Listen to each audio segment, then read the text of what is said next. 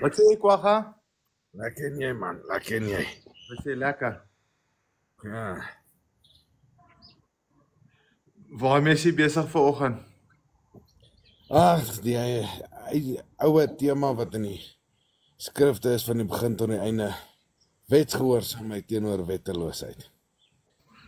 Ja. Sentrale Obedience woord, over sacrifice. alles gaan oor gehoorsaamheid. Alles gaan oor gehoorsaamheid. Elke ding kan afgebreek word tot by die punt waar dit kom by die gehoorsaamheid. Snaaks vir een of ander rede dink die mense hulle hoef nie gehoorsaam te wees nie. Ja, maar dit is daai wetteloosheid. Jy weet, dan is mense gehoorsaam tot op 'n punt en dan verwerp hulle die wet. Daai verwerping raak die wetteloosheid. Jy weet, en dit is die tema reg deur. Dis hoekom maar daai terugkeer elke keer is terugkeer en nou heel aan die einde nou dink hulle die hele storie het verander. Dis nou okay, nou kan ons hom verwerp, is glad nie meer nodig nie. Waar dit glad nie die storie is nie, maar ek is ook weer Messias het self vir die mense sê hy het nie gekom om dit te ontbind of 'n lettertjie of 'n kommaatjie of 'n punt van dit sal wegval nie. Dit is tot in ewigheid. Maar die mense sal stry want dit pas nie hulle ore nie.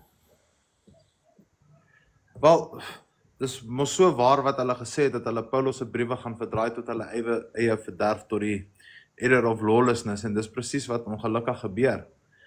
En dan sal die mense sê, ja, maar die kerke kan nie verkeerd wees nie, maar hulle vergeet dat die hele wêreld is mislei en volg die anti-kris.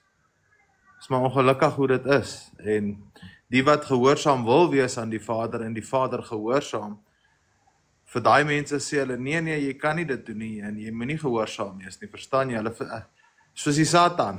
Hulle is die kinders van die Satan. Hulle preek die teenoorgestelde. 2 Tessalonisense bevestig wat jy nou sê, né? Want dis wie hulle wel aanbid. Dit is Satan self wat wetteloos is en wetteloosheid begin. Hy was die eerste een wat geval het deur wetteloos te raak. En deur nie die wet te doen nie of weens wat ook al rede jou verskoning is, maak jou wetteloos. So as die vergelyking in die skrif is dat die Satan die wetteloos is, die anti-kris die wettelose is, en jy volg nie vandag die wet, by enige logika is jy wetteloos. En mense sal tot die dood met my stry en sê, dit is nie so. Ja, en ek dink dat mense is maar net bang vir die woord wet. Die wet is eintlik instruksie, of instruction to life. As hulle net dit kan verstaan, sal hulle besef dat dit is nie die wet soos 'n lelike ding nie, dis instruksies tot die lewe. Dis 'n instruksie wat die Vader aan sy skepping gegee het en sê het, volg die. Alles wat hy gemaak het, volg daai instruksie. Die natuur, die son, die maan, die sterre, elke liewe ding volg daai instruksie. Ons as mense is die enigstes wat dink ons hoef nie. Ja, en die ding is, dis so eenvoudig soos 'n ouer in sy huis. Jy gee jou kinders reëls. Dis wat hulle moet doen in jou huis, want jy weet dit is goed vir hulle. En dis al wat die Torah is, of die wette van Vader is sy instruksies vir ons om 'n goeie mens te wees, om goeie morele waardes te hê, om regverdig te wees, om 'n ewemaat te hê. Al hierdie goeders is goed. Daar is niks in die wet wat sleg is of jou sleg maak of lelik is nie. Alles is goed. En ek weet daar is mense wat voorbeelde sê van mag jy doodmaak en al daai, maar hulle verstaan daai wette nie. Dis waar die probleem kom. En as iets moet doodgemaak word, dan is daar 'n baie goeie rede. Dis onnatuurlik of dit moes nie bestaan het en dit het bestaan weens verkeerde redes en daarom moet dit vernietig word. So dis net 'n herstelling van iets na 'n natuurlike orde. Ja, ek dink, jy weet, mense lees die Torah en lees hulle net snippets uit die Torah uit wat nee, jy moet hierdie een doodmaak as hy dit doen en jy moet daai een doodmaak as hy dit doen, maar hulle besef nie dat jy moet voor die hoofpriester kom om dit te doen en hulle moet 'n verhoor hou en die priester moet alles in sy hart veg om daai persoon nie te wil doodmaak nie. Tot die einde van die redenasie kom waar dit nie anders kan nie dat die persoon so evil is. Maar mense dink omdat die wet sê jy moet hom doodmaak, jy moet net daar opstaan en klippe optel en die ou begin doodmaak. Verstaan jy? Hulle het nie 'n idee van die priesterampt nie. Hulle vergeet daarvan. Ja, jy sien, ek het juis vanoggend is dit 'n gesels met my vrou. En die mense is baie keer selfs met die priesterlike ampt dit is 'n goeie les wat jy saam met Adrian vir die mense geleer het om te wys waar die volk vandaan kom, jy weet. As jy in Kempton Park bly, is jy Kempton Parker. As jy Amerika bly, is jy Amerikaner, maar jy is ook 'n Israeliet wat in Amerika bly. So jy is eintlik 'n Israeliet, maar mense ken jou as 'n Amerikaner en hoe jy daai nou saam met Adrian verduidelik. Maar wat die mense ook nie verstaan het, die Lewiete was ook tussen die stamme opgedeel. So hulle was wel Lewiete geweest, maar hulle was naderhand gesien as uit die stam van Juda, of uit die stam van Gad, of uit die stam van Issachar. Maar hy was 'n Lewiet wat bediening gedoen het onder daai gedeelte van die stam. Hy het net onder daai gedeelte van die stam gewoon, maar hy was 'n priester. Ja, jy sal sien in Numeri verduidelik dit baie mooi hoe die land verdeel is tussen die 12 stamme en hoe elke streek van daai 12 stamme 'n priesterambt moet hê, 'n deel grond wat 'n priesterambt is sodat die mense in daai area na die priester toe kan vlug sou hulle geprosecute word. So reg oor die beloofde stuk grond wat die Vader aan Israel gegee het hy oralste priesterampe opgerig waar die priesters nie kon erf of niks kon kry nie. Al wat hulle moes doen is die mense bedien. So sou jy iemand per ongeluk doodmaak, soos die skrif sê, jy swaai die byl om hout te kap en die kop kom af en hy slaan die persoon langs jou dood. Dat daai persoon se broer nie wraak teen jou neem nie, dat jy kan vlug na die priester toe sodat hy die saak kan verhoor om te kyk hoekom dit so is. So reg oor die hele streek en mense dink te klein, hulle druk die prentjie in 'n boks in sy kop, in plaas van om die hele land uit te sien. So as jy nou Suid-Afrika het, en jy vat al die grense weg, byvoorbeeld, daar's nie een grens nie, in al die streke in Suid-Afrika, of in Afrika, is daar 'n priesteramp, 'n tempelbediening. Vir dat wanneer dit hier by my in Nelspruit sou gebeur, ek kon vlug na die naaste tempel, na die priesterampt toe, na die Lewiete toe, dat hulle hierdie saak kan verhoor. Want obviously is die persoon wie hierdie bylkop nou afgekom het en doodgeslaan het, sy broer, daai broer, nou woedend vir my, hy dink ek het dit as prins gedoen. En in sy woede gaan hy my nie kans gee om enigiets te verduidelik nie. Hy gaan sy wraak neem, en die wraak is die Vader se om te vat. Maar sy woede is in daai oomblik ontvlam. Nou gaan ek priesterampt toe en hy weet hoe die priesterampt werk. Daar kan sy woede nie ontvlam nie. Hy moet gesag gee aan 'n priesterampt, aan 'n priester daar van die area. Dan moet hy die saak uitverhoor en dan kan vergifnis plaasvind. Maar in daai oomblik, ons weet as mens, in daai oomblik, selfs vandag, kan 'n mens so kwaad raak dat jy iemand iets aan kan doen in daai oomblik. En dis hoekom die priesterampt en die priesterorde daar was van die begin af. Is juist vir daai tipe goed. Nie dat sodat jy mob justice kan uitvoer en net, okay, jy moet nou hierdie ou doodmaak want hy dit gedoen het. Nee, hy moet verhoor word voor die priesterampt en die priesters moet oordeel volgens die wet, volgens die instruksies van ons Vader. Ja, dis baie mooi gestel, Jason. En weet, dit is presies wat Hosea, dis Hosea wat sê, weens die gebrek aan kennis is wat die mense sal vergaan. En dis juist hierdie tipe van kennis wat daar gebrek aan is, wat die mense nie verstaan nie, want vir jare lank word af hulle gesê, die wet is te moeilik, maar nooit gaan ondersoek hulle wat is moeilik in hierdie wet om te onderhou nie. En Dawid praat gereeld van die verborgenhede van hierdie wet, en dat Vader hom hierdie verborgenhede moet wys. En dan met tyd leer jy, maar as ek hierdie wet onderhou, en ek doen wat Vader van my vereis, dan leer ek meer en meer. Ek raak geoefen in hierdie instruksie, wat Vader my gee, en ek raak beter met dit, net soos 'n atleet wat met 100 meter hardloop, die eerste keer wat hy 100 meter hardloop, is dit moeilik. Dis nie maklik vir hom, maar by die 100ste keer wat hy hardloop, het hy nou al tegniek uitgewerk, en hy het nou sy asemhaling verbeter, en hy doen dit nou al meeste van die dinge sonder om te dink, want dit het deel geword van hom, en so raak dit makliker, en dit is hoe jy geoefen raak in die verborgenhede van, wat nie dadelik in jou bekend is, maar later in jou bekend word van die wet. En dis waarvan daar gepraat word, aan hierdie addisionele kennis ook. Ja, wat jy daar sê is so waar, jy weet, jy sal self weet, as jy op enige van ons video's gaan kyk, of op 'n live gaan, dan sal die mense sê, die wet is te moeilik, niemand kan dit doen nie, maar die skrif sê die teenoorgestelde, die sê, die wet is nie te swaar of te ver nie, is naby jou, is in jou hart, enige iemand kan dit doen wat gehoorsaam wil wees. Dis 'n hartsbegeerte en 'n hartsbesnydenis wat in plaasvind, maar die mense sê die wet is te moeilik, so dit help nie as jy probeer nie. Nou as jy daai selfde scenario vat en hom in die mense lewe inbring vandag, sal niemand so redeneer nie. Daar's nie een pa op hierdie aarde, tensy hy van die Satan homself is en 'n evil mens is, wat vir sy kind gaan sê, hoorie so my seun, jy het nie vandag die rugby span gemaak nie, so jy's nie goed genoeg om te bly oefen, sodat jy volgende jaar span kan maak nie. Sit jy maar op die bench, want dit is te moeilik vir jou. Nee, nie een mens sal dit vir sy kind sê nie. Ons sê vir ons kinders, nee my seun, jy moet harder oefen, jy moet fikser word, jy moet so maak, bly oefen, volgende jaar gaan jy span maak. Ons redeneer vandag in ons lewens so, maar as dit by die woord van die ewige lewende kom, sal ons sê, nee, dis te swaar, niemand kan dit doen nie, sit jy maar op die bench. Dis wat ons sê vir die mense vandag. Hoe evil is dit? Dit is in ons praktyk, in ons lewe, sal ons nooit so redeneer nie. Maar sodra dit kom by die woord van ons Vader, wil ons so redeneer. Kinders van die Satan sal dit sê. Dis baie waar wat jy sê, nee, en daar's gevolge vir hierdie dinge, en dis wat my altyd so ontsteld maak, want die mense verstaan nie die gevolge nie. As ons gaan na Deuteronomium 30, vers 15 en 16, kyk, ek hou vandag die lewe en die goeie voor die, maar ook die dood en die slegte, né? So hier's twee goed wat voor mens gehou word. Deurdat ek jy vandag beveel om Jahwe jou Elohim lief te hê en om sy weë te wandel en sy gebooie en sy insettinge en sy verordeninge te onderhou, dan sal jy lewe en vermenigvuldig word. So hier is voorwaardes in wat ons sê. Die wetteloosheid bring jy dood, die gehoorsaamheid aan die wet bring jy lewe.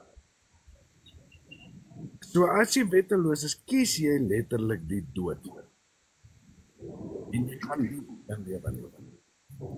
Om net daarby jou aan te sluit met wat jy gesê het, jy weet die skrif sê, die stryd na die lewe toe is 'n marathon, hè. Jy begin soms staal so maandag soos 'n kleintjie kruip, dan loop jy, dan draf jy, dan word jy fiks en geoefen in hierdie woord. Jy is geoefen daarin, en kan ek gou vir ons, of lees jy, want ek het dit in Engels. Lees jy dit? Of moet ek dit in Engels lees? Gooi maar in Engels. Is fyn, mense gesê. Waar Wynand nou gepraat het, daar's so 3 skrifte daaroor, of 4, of wat ek nou gaan lees. Maar het gaan alles oor hierdie geoefendheid daarin. 1 Korintiërs 9 vers 24. Know you not that they which run in a race run all, but one receives the prize, so run that you may obtain it. And every man that strives for the mystery intemperate in all things, now they do it to obtain a corruptible crown, but we are incorruptible. And therefore so run, not as uncertainly, so fight I, not as one that beats the air, so jy word nie frustreerd nie, but I keep under my body and bring it into subjection, lest that by any means, when I have preached to others, I myself should be a castaway. And herein do I exercise myself, to have always a conscience void of offense towards God and towards men. So jy exercise yourself daarin, geduld, patience, suffering, loving, kindness. Jy exercise yourself daarin. So, hoe meer jy geoefend is, soos Wynand gesê het, hierdie marathon wat jy hardloop of 400 meter, hoe meer geoefend word jy in die wet of instruksies van die Vader. Lees nou hierso, kyk wat sê Proverbs daaroor. 6 vers 20. My son, keep thy father's commandment, and forsake not the law of thy mother. Bind them continually upon thy heart, and tie them about thy neck. When thou goest, it shall lead thee. When thou sleepest, it shall keep thee. And when thou awake, it shall talk with thee. For the commandment is the lamp, and the law is the light. And the proofs of instruction are the way of life. Hierdie goed is die weg na die lewe toe. Nou hoor wat sê Timotheus hieroor in 1 Timotheus 4 vers 6. If you put the brethren into remembrance of these things, hierdie dinge wat ons nou lees in Proverbs en die wet, thou shall be a good minister of Yeshua the Messiah. Die Messias het nie gekom om sy eie woord te spreek nie, maar die woord van die Vader. Nourished up in good words of faith and of good doctrine, whereunto thou hast attained. Vers 7. but refuse profane and old wives' fables. Hierdie tradisies van die ouers, so refuse daai goed. And exercise yourself rather unto godliness. Oefen jouself liewer unto godliness, die instruksies van ons Vader. For bodily exercises profits little, but godly exercises profits all things, having a promise of life that is now and that which is to come. This is a faithful saying and worthy of all exception. So rather exercise yourselves unto godliness, enigstens bo alles voor ons na hierdie tradisies en al hierdie snert van die mense vandag toe gaan. Dit is goed om jou te oefen in die weë van die Vader, want dis die instruksie tot die lewe. Dis hoekom hy sy seun gestuur het, want hy het Israel geskei weens hulle ongehoorsaamheid, en hier stuur hy die seun om ons weer die instruksies te kom leer, nie volgens die tradisies van die Jode nie, maar volgens dit wat die wet sê. Maar die mense sê nee, ons wil nie. Nee, ons moet liewer op die bankie gaan sit en bench as wat ons oefen om die span te maak. Ja, dit is presies wat Jason daar so sê, dit is so mooi gestel. Ek wil net 'n gedeelte, ek lees nou uit Apokryfe boek Jubilee, 30 vers 10, en ek wil net hierso, want baie mense is lief daarvoor om te sê, maar die wet is nie meer nodig nie. Ek wil net hierso sê wat daar geskryf word van die wet, nee. Aan hierdie wet is daar geen tydsbeperking nie, en geen verslapping nie. Geen verslapping en geen tydperk. Met ander woorde, dit is vir ewig, né? En jy kan nie verslap nie. Met ander woorde, jy kan nie vir my kom sê, maar tye het verander nie. God verander nie. Sy wet verander. Daar is geen verslapping van dit.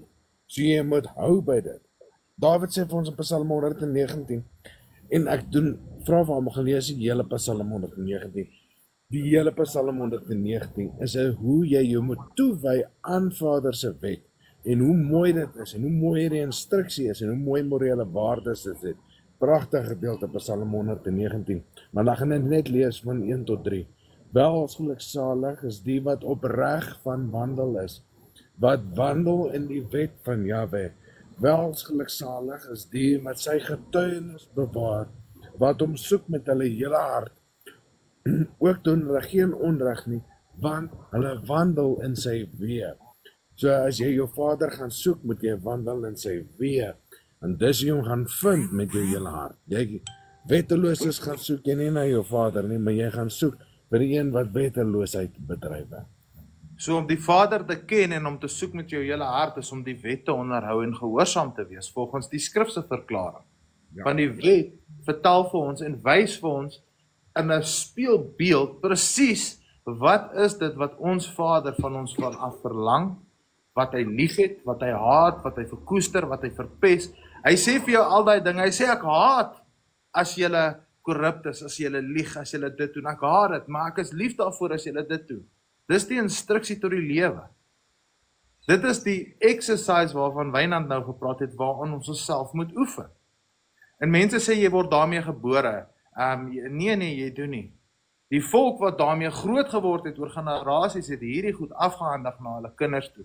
Want hulle het uit 'n sekere instruksie uitgelees, uit morele waardes. Jy kan na party lande in Afrika toe gaan waar daai waardes nie van toepassing is nie, waar hulle nog kinders sacrifice, waar hulle nog al hierdie sodomitiese goed doen, wat normaal is vir hulle, waar ons instap en kom en dan sê ons, maar hierdie is nie reg nie, jy kan dit nie doen nie, maar hy het nie daai waardes nie, van is nie van 'n grondlegging oor generasies vir hulle ingegee nie. Nou ongelukkig en gelukkig, het ons voorvaders al van generasies af, hierdie boek is, hierdie Torah, hierdie wet van ons Vader is van die begin af al daar, is al in mense ingesit en ingegee, maar hulle kies om net gedeeltelik van dit te hou. Byvoorbeeld, hulle sal sê, nee, die Vader sê, dis 'n abomination om moord te pleeg. 100% jy's reg, jy kan nie innocent bloed vat nie. Maar dit is so vandag alright om 'n gay en 'n lesbien te wees. Hulle skale is so unequally yoked, dat hulle nie die gat of die kop of die stert kan uitsien van die waarheid nie. Want hulle wil korrup wees, hulle wil partial wees in die Torah, waar jy nie mag partial wees nie. Dis hoekom die priesteram van die Lewiete weggevat was. Hulle was partial in hierdie dinge. En die Vader het daai priesteramp van hulle weggevat daaroor. Uit 'n priesteramp en Lewiete, en as ek dit sê ek dit nie ligtelik nie. Die Lewiete was klaar vrygekoop om die tempel te bedien. Hulle het klaar erfenis gehad, 'n ewige erfenis. Al wat hulle moes doen is die mense die Vader se weë versorg. Hulle ewige lewe was klaar vasgemaak, bevestig alles. Dis hoekom hulle vrygekoop was. En dit is van hulle weggeneem omdat hulle partial was in die woord van ons Vader. Dis 'n groot ding, mense, dit is nie 'n klein ding nie, hoor. Dit is 'n baie groot ding. En die ding is, dit gaan alles neer op verwerping van die wet. En Jesaja 5 vers 24, omdat julle die wet van Jahwe, van die leerskare verwerp het en die woord van die Heilige van Israel verag het. Verwerping van die wet bring oordeel. As ons dan gaan lees in Hosea 4 vers 6, my volk gaan ten gronde weens 'n gebrek aan kennis, omdat jy kennis verwerp het, verwerp ek jou ook, aangesien jy die wet van jou God vergeet het. So wat het jy verwerp? Die wet van jou God. Hy gaan jou ook verwerp. So toe die Messias sy verskyning maak en op hierdie aarde geloop het, toe kom hy na 'n volk toe wat die wet verwerp het. 'n Volk toe wat die wet so erg begin verwerp het, dat hy die Vader veroorsaak het om sy eie wet te volg, sodat hy 'n skeybrief aan sy volk moes gee. En hier maak die Messias 'n verskyning aan die wat die wet verwerp het. Het hy 'n verskyning aan hulle gemaak omdat hulle gehoorsaam was of ongehoorsaam? Hulle was obviously ongehoorsaam. So na waartoe het hy hulle geroep? Na gehoorsaamheid tot hulle Vader toe. Maar tog vandag sê die mense, nee, die wet is evil, niemand kan hom hou nie. Die teenoorgestelde as wat die Messias gepreek het. Dis hoekom die apostels ons waarsku en sê, iemand gaan kom en 'n ander Messias of 'n ander Jesus preek, met 'n ander gospel en 'n ander gees. Die ander gospel verdraai Paulus se briewe, die ander gees 'n wettelose een, 'n ander Messias, ene wat sê, nee, jy kan maar wetteloos lewe. Alles is mos nou aan die kruis vasgenaal, plaas van dat hulle moet verstand kry en sê, okay, die vloek is aan die kruis vasgenaal. Hoekom is ons onder 'n vloek? Omdat ons die wet verwerp het, soos Wynand nou gesê het. Nou word ons teruggeroep na die Vader toe, maar mense sê nie, ons word teruggeroep, maar ons kan nog steeds wetteloos bly. Ons kan nog steeds die harlot of die hoer speel. Dit is mos nou hoe iemand met 'n 13 IQ gaan dink. Iemand wat nie verstand het nie gaan dit sê. En net om te ondersteun wat Jason sê, kom ons gaan hoor wat sê die Messias self vir ons, né? Matteus 7 vers 21 tot 23. Nie elkeen wat vir my sê, meester, meester, sal ingaan in die koninkryk van die hemel nie, maar hy wat die wil doen van my Vader wat in die hemel is. En dan sal ek aan hulle sê, ek het julle nooit geken nie, gaan weg van my, julle wat wetteloosheid doen. So as jy wetteloosheid bedryf, of sê die wet bestaan nie meer nie, is jy wetteloos, en jy word verwerp deur jou Messias.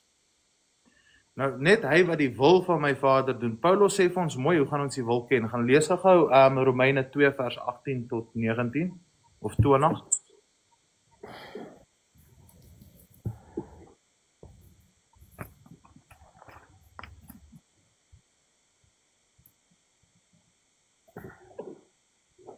Jy ken sy wil, en jy onderskei tussen die dinge wat daar werklik op aankom, omdat jy deur die wet onderrig word.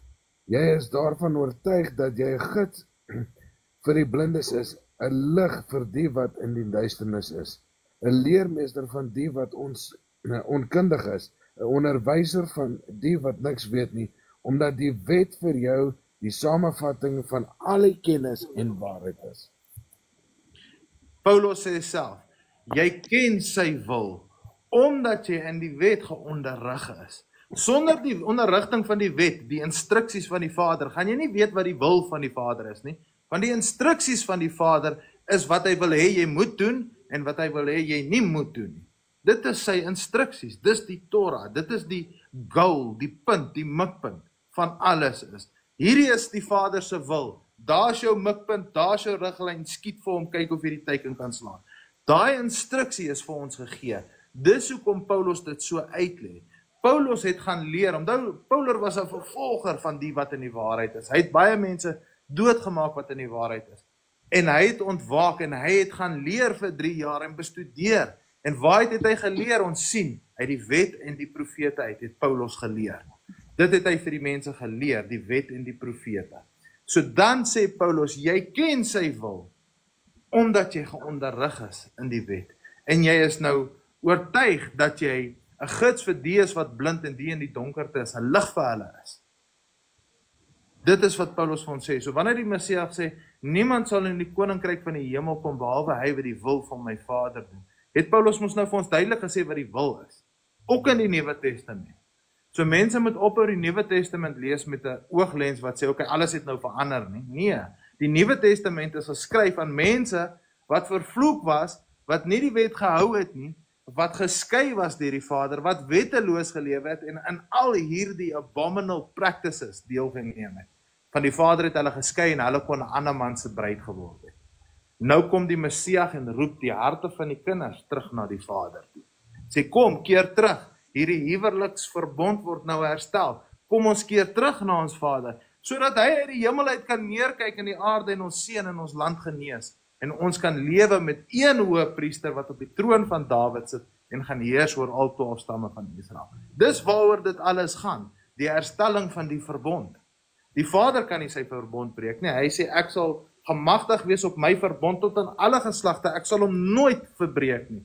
Al die profete sê die Vader wag vir ons met 'n uitgestrekte arm om terug te kom met hierdie verbond, maar die mense sê die verbond het nou verander. Dit is jy's kens in jou kop, as jy die Bybel gelees het en jy kom op hierdie dinge uit, daar's iets fout met jou. Weet jy wat die groot probleem, Jason?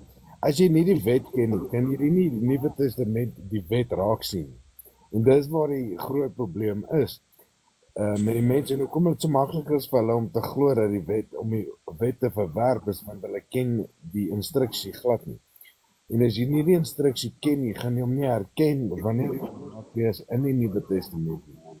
En ons Messias sê vir onsself in Matteus 5 vers 7-19 dat hierdie wet, hierdie instruksie nooit sal wegval nie. Moenie dink dat hy gekom het om die wet of die profete, onthou Jason het gesê wat Paulus het geleer het, nie die wet en die profete.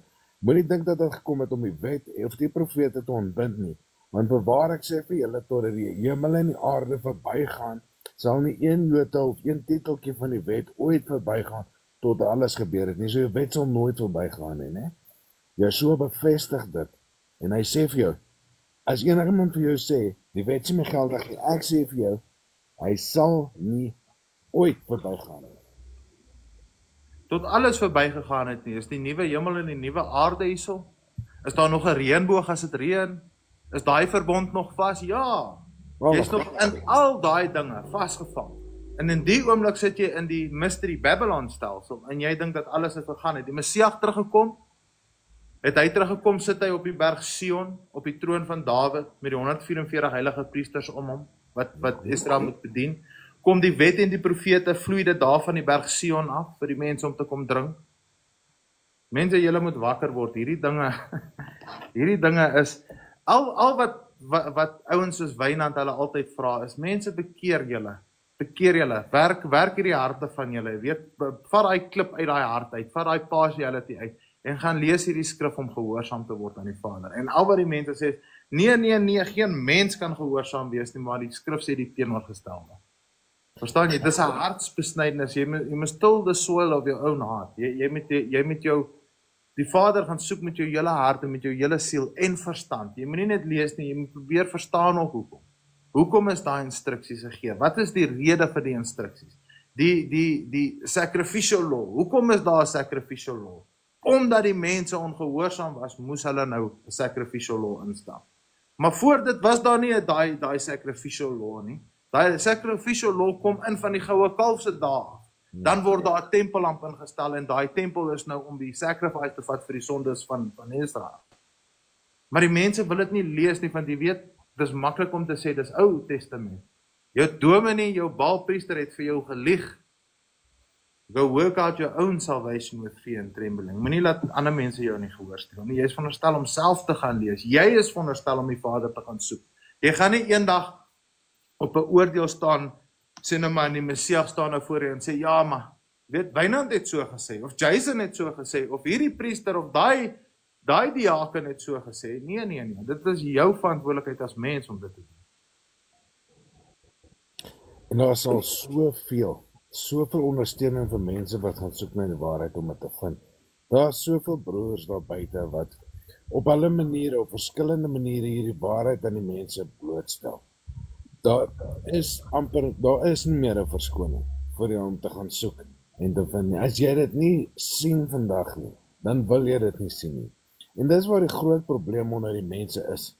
Of hulle wil hulle eie wil doen, of jy doen die wil van jou Vader. Want as jy die wil van jou Vader doen, gee nie om wat jy wil doen nie. Jy gaan soek en lees in die Tanakh, in die eerste 5 boeke van Moses, wat is dit wat Vader van jou verlang, want dit is wat jy graag wil doen.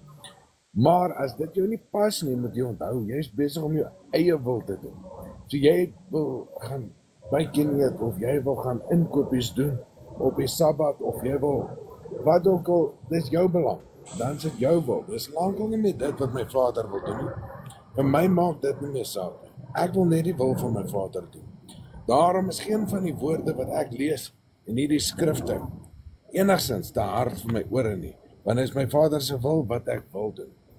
En daarom, as my Vader vir my 'n instruksie gee, dan wil ek daai instruksie volg. En ek doen my beste en oefen daai instruksie totdat ek hom goed kan volg.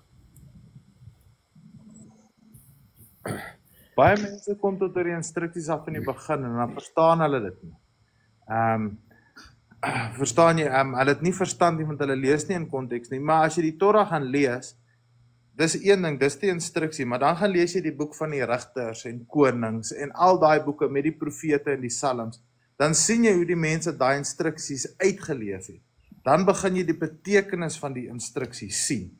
Hoe hierdie rigters, hierdie patriarchs, hierdie profete, hierdie konings die instruksie verstaan het en hoe hulle hom bedien het in daai instruksie. So jy mag dalk nie onmiddellik, stupid voorbeeld, die Torah sê, jy mag nie 'n band van jou hare om jou kop afskeer en snytjies of piercings of nie piercings nie, merkies of in ons translation tattoos op jou lyf maak ter wille van die dood nie. Dan sê die mense, sien jy sny jou hare, jy breek die Torah ter wille van die dood, mense. En dan gaan lees jy in die profete en die konings. Jy gaan lees in die Nuwe Testament hoe Paulus sy hare moes afskeer. Maar hy het nie die wet verbreek nie. Jy gaan lees hoe die apostels dit gedoen het. Jy gaan lees hoe die profete hulle hare geskeer het. Jy gaan lees hoe die konings hulle hare afgeskeer het. Jy gaan lees hoe die Nazareërs na hulle wel vervul het, hulle hare afgeskeer het. So die hare afskeer is nie die issue nie. Die verstand daar is, moet dit nie te doen ter wille van die dooie, soos die volke om jou nie. Byvoorbeeld, jy kan na India toe gaan vandag.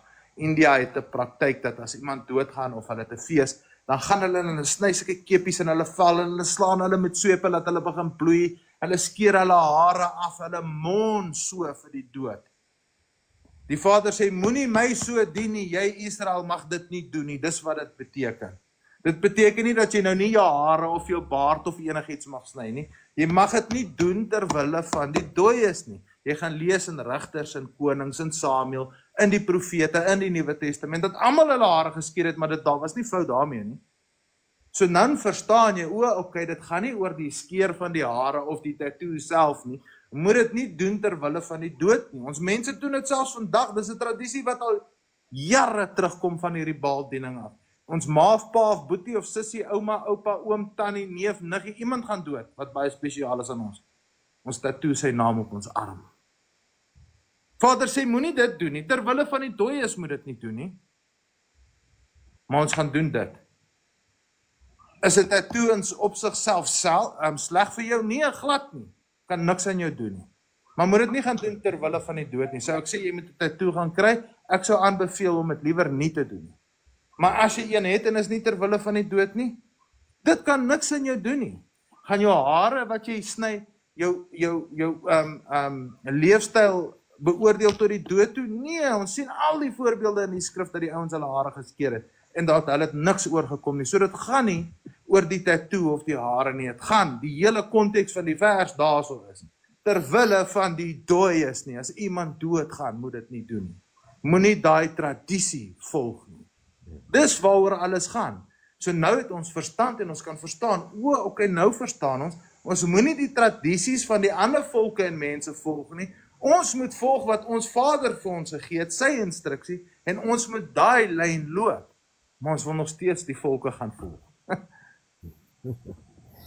Ja, dit is waar, maar weet jy ons wat die grootste probleem vandag, en ons het nou nog gelees in Hosea van die gebrek aan kennis.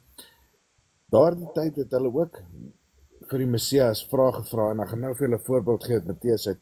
Maar die verskil tussen daardie tyd en die Baalpriesters vandag, op die mense, Christene vandag, is hulle het nie eers genoeg kennis om te weet wanneer jy reg is nie. Ten minste die Fariseërs van daardie tyd geweet wat in die wet en die profete staan, en het geweet as die Messias hulle reg antwoord.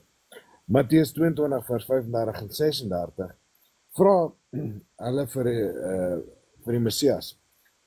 En een van hulle, 'n wetgeleerde, het hom versoek en gevra, meester, wat is die groot gebod in die wet? Matteus 22 vers 37 tot 40, en Yeshua antwoord hom, jy moet Yahweh, jou Elohim, lief hê met jou hele hart en met jou hele siel en met jou hele verstand. Dit is die eerste en die grootste gebod. En die tweede wat hiermee gelei staan, jy moet jou naaste lief hê soos jouself. Aan hierdie twee gebooie hang die hele wet en profete. Dis nie die enigste twee gebooie nie, maar die hele wet, al die instruksies en al die profete hang aan hierdie twee. So hulle is nie 'n paar nie, dit is nie net twee nie, die Messias antwoord nie, maar die kennis vandag is so min, dat die mense nie weet wanneer iemand reg is en wanneer iemand verkeerd is, wanneer hulle oor skrif praat nie, want daar is nie genoeg kennis van die skrif nie. En as jy die Torah nie ken nie, gaan jy ook nie die vraag verstaan nie. Ja. Die Fariseërs kom versoek, hulle die hele tyd die Messias kom versoek, want hulle soek 'n verskoning om ontslae te raak van hierdie rebelse Nazareer wat hier opstaan en die volk vertel van 'n koninkryk wat uit die Romeinse oog kan wees, uit die Romeinse regering. Maar die vraag wat hy vra, as jy die Torah ken, vang jy presies wat hy vra. Hy vra, wat is die grootste gebod in die wet? Nou dis twee goed. Hy praat van gebooie, 'n gebod en 'n wet. Nou die wet is die raamwerk, is die hele raamwerk waarin al die gebooie inpas. So die wet maak al die gebooie op. So die wet is die opsomming van al die gebooie. So hy vra, wat is die grootste en belangrikste reël in die wet? Wat is 'n gebod in die wet? So die wet, die raamwerk van al die gebooie, wat is 'n gebod in hierdie hele wet? Is die belangrikste. En hy sê met jou Vader lief hê met jou hele hart en siel. Ons het nou nog gelees om die Vader lief te hê met jou hele hart se siel is om al die gebooie te hou. Ons het dit gelees in Psalm 119. So hy sê jy moet die Vader lief hê met jou hele hart en siel en jy moet jou naaste lief hê soos jouself. En dan aan hierdie twee hang al die wet en die profete, want aan daai twee is die hele wet opgesom. Absoluut. En weet jy, Openbaring 14 vers 12 is vir my altyd so baie mooi. Ek wil hê die mense moet baie mooi luister. Hier het die gelowiges volharding nodig. Hier het die gelowiges volharding nodig. Hulle wat die gebooie van God nakom en in Yeshua bly glo. So dis nie 'n verskil ding nie. Yeshua het die wet kom leer en ons het gelees daarvan. Maar hier is waar die volharding moet nakom om die gebooie van God te onderhou. En daar is nie die wat nie vir die Vader is nie, is teen die Vader. As jy nie vir die Vader is nie, as jy nie vir sy instruksie veg nie, as jy nie sy manier van lewe volg nie, dan volg jy iemand anders in. En ons weet wie die iemand anders is. Okay? So ons moet vir die Vader lewe. So as ons vir die Vader lewe, dan gaan ons geprosecute word vir hierdie dinge en daar gaan goed gesê word teen ons en hulle gaan dink hulle doen die Vader 'n guns, tog ken hulle nie die Vader nie. Maar as jy nie vir die Vader is nie en jy is teen die Vader, dit beteken jy is die teenoorgestelde, kom ons noem dit nou maar anti-Christ, jy is anti dit wat die waarheid is, nê? So jy beteken jy is nou een met die valsheid. En die valsheid gaan jou nie vervolg omdat jy vals is nie, hy gaan jou net vervolg omdat jy teen die vals is. So as jy nou Openbaring waar Wynand nou is 12 vers 17 gaan lees, dan staan daar, the dragon was angry or wroth at this woman, die bruid van God. Die draak was, ons weet wie die draak is, die draak was kwaad vir hierdie woman, hierdie vrou, wat die gebooie van die Vader bewaar en die getuienis van die Messias hou. So vir wie is hy kwaad? Is hy kwaad vir die wat gehoorsaam is aan die Vader? Ja. Is hy kwaad vir die wat ongehoorsaam is aan die Vader? Nee. Hulle is deel van hom, hulle vervolg die wat gehoorsaam is. Dis hoekom daar staan, die sinagoge sal julle vervolg en verban uit die sinagoge uit. Hulle sal julle koppe afkap en selfs dink dat hulle die Vader 'n guns sal doen. Want hulle is een met dit wat teen die Vader is. En ons moet vir die Vader wees en nie teen hom nie. Ek weet nie of jy Openbaring 12:17 wil lees nie, ek het net geparaphrase daar. Ek lees ook vir ons.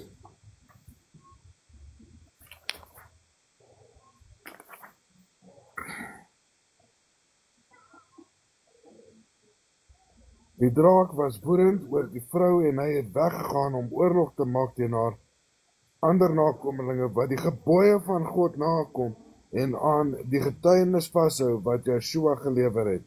Die draak het toe op die seestrand gaan staan. So die wat die Messias getuienis hou en wat die gebooie van God onderhou. So dit is die getuienis van die Messias ook, né?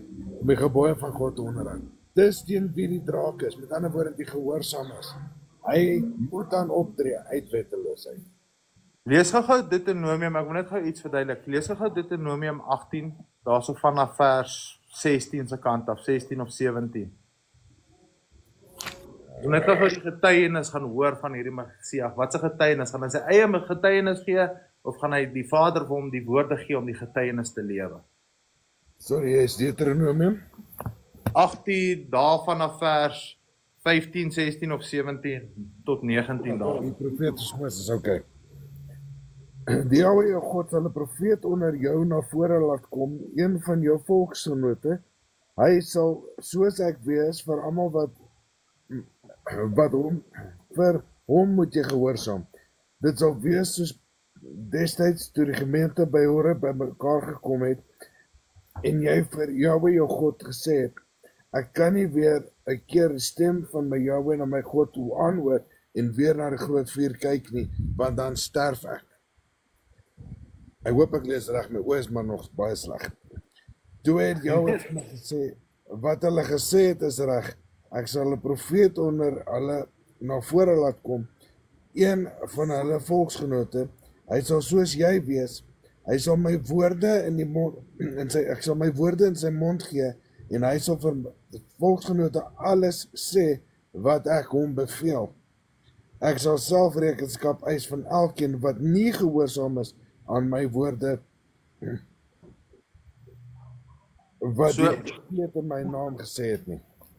So die Vader bring sy seun, hy stuur sy seun om die getuienis van die Vader te bring. Die Vader sê, ek gaan my woorde in sy mond lê en ek sal self rekenskap neem aan die een wat nie aan daai woorde sal luister nie. So die Messias kom en hy getuig. Die Messias sê, ek spreek nie uit myself nie, ek spreek net wat die Vader vir my gesê het. Hierdie gebod is nie my gebod nie, maar die een wat die Vader my mee gestuur het. So die Messias kan nie dit kom verander nie. Hy slaag nie Deuteronomium 13 as hy dit kom verander het nie. Hy kom spreek die woorde na 'n volk toe wat ly aan 'n gebrek aan kennis, wat geskei is toe die Messias gekom het, nie meer die Vader se weë gehou het nie. Selfs die Jode, die stam van Juda daai tyd, wat nie geskei was nie, selfs hulle het die gebod begin hou met die tradisies van mense. Dis hoekom die Messias so teen hulle praat en stry die hele tyd. En vir hulle sê, julle volg die tradisies van julle vaders, plaas van om die gebooie van ons God te hou. So nou sien ons dat hierdie Messias kom en sy getuienis gaan wees om gehoorsaam te wees aan die Vader. So wanneer ons Openbaring lees, dan sien ons die draak, Satan, as jy dit so wil noem, hy gaan vervolg die wat gehoorsaam is aan die Vader. Hy gaan vervolg nie die wat ongehoorsaam is nie.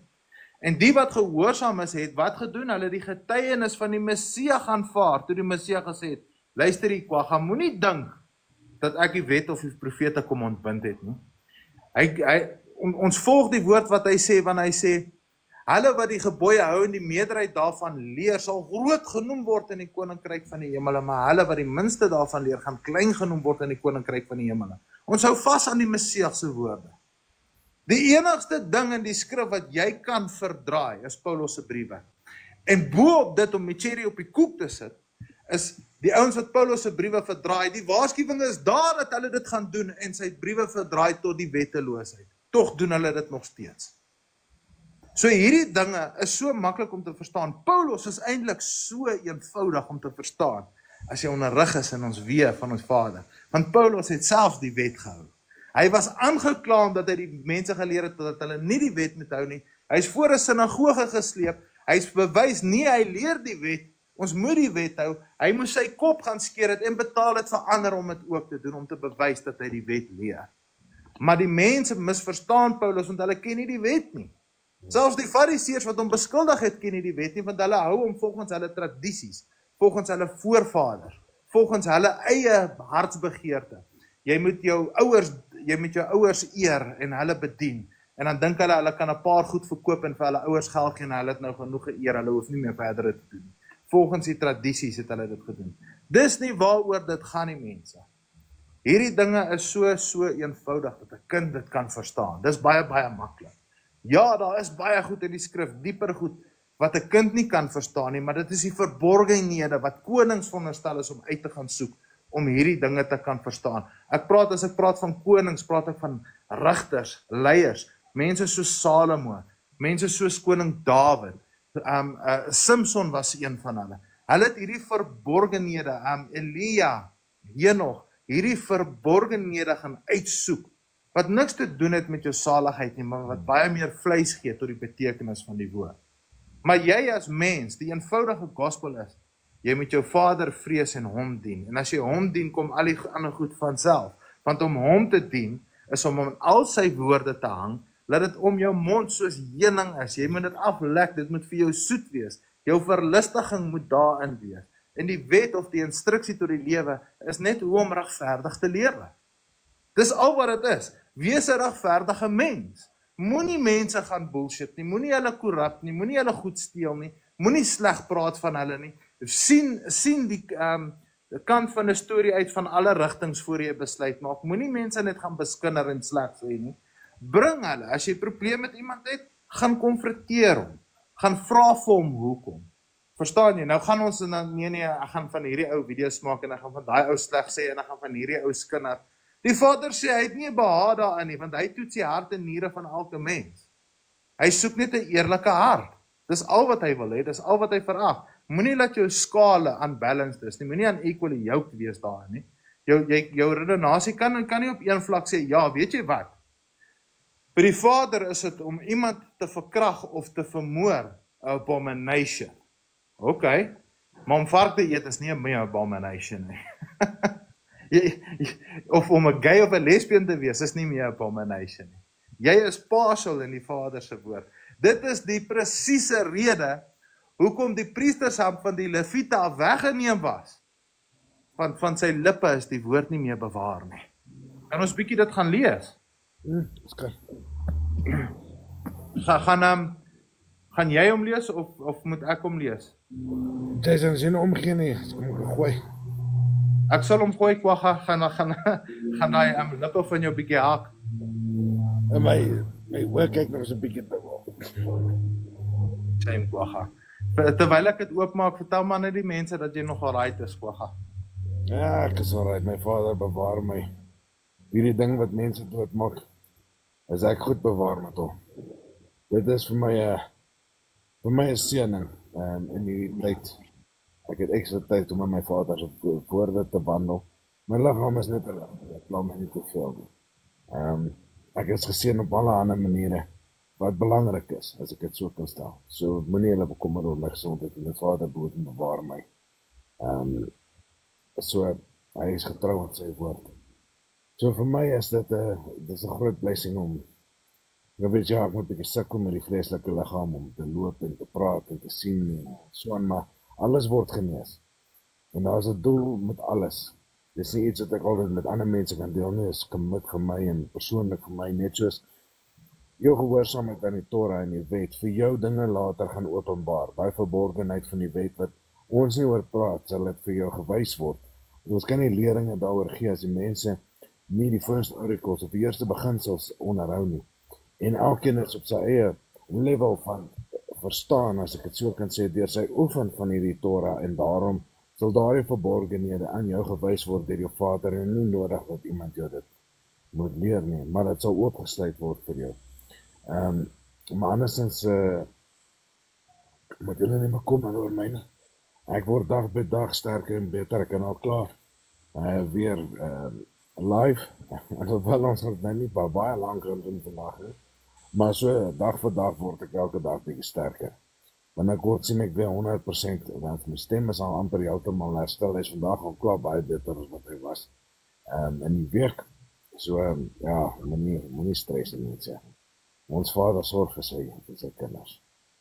Ek hoop eendag, ek het die voorreg gehad om dit te hoor, ek hoop eendag dat jy jou getuienis van dit wat nou met jou gebeur het daar in die hospitaal kan deel met mense. Dit is transkreeuwend mooi. Ek het 'n video op my page. Ek het altyd my gesig afgeneem. Ek was nie in 'n baie goeie toestand toe ek dit gedoen het, maar my getuienis is daarso vir die wat wil gaan kyk. Julle sal sien altyd my gesig is uit. Ek kon nie lekker video maak daai dag nie, maar hy is uit gaan luister. Maar wat gebeur het met my? Ek kan nie nou daaroor praat nie, bring bewoe trane tot my. Ja, ek kan nie eens, dan kyk daar is 'n video. Gou vir ons gaan lees, ons het nou gepraat oor die priesterramp en hoe dit van hulle weggevat was, want hulle was ongehoorsaam. Ons moet gaan lees, hoekom is die priesterramp van die Levite al weggeruk?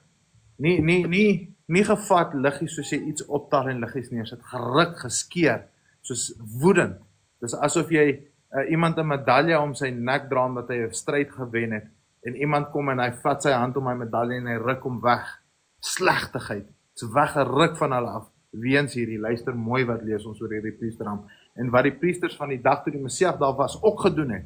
Dis hoekom die priesterramp van die Levite weggeruk is, en dit onder die orde van Melchisedek aan die Messias gegee is. Selfde wet, selfde alles, net onder die orde van Melchisedek, een hoofpriester wat die koning ook is. Luister gou mooi wat het die priesters gedoen. Ek lees in Engels, Maleagi 2 vers 1 tot 9. And now, O you priests, julle Baalpriesters, julle moet nou baie mooi luister. This commandment is for you, julle priesters, if you will not hear, and if you will not lay it to heart, to give glory unto my name, says Yahweh of hosts. I will even send a curse upon you, and I will curse your blessing, and I will curse a blessing. Yea, I have cursed them already. So wanneer gaan jy gekurs word? Wanneer jy gehoorsaam is of ongehoorsaam? Wanneer jy ongehoorsaam is, mense. Because you do not lay it to heart. Julle neem dit nie tot hart nie. Julle het nog nie 'n hart circumcision gehad nie. Behold, I will corrupt your seed and spread dung upon your faces. Translation, I will smear the shit in your face. Dis 'n direkte translation. Dis eintlik 'n vloekwoord in die skrif. Dis baie nie 'n vloekwoord nie, maar dis kras gesê. Luister mooi. Behold, I will corrupt your seed and spread dung upon your faces. Even the dung of your solemn feasts. One shall take you away with it. And you shall know that I have sent this commandment unto you, that my covenant might be with Levi, says Yahweh of hosts. My covenant was with him of life and peace. With who? With Levi. Life and peace. Blessing and a curse.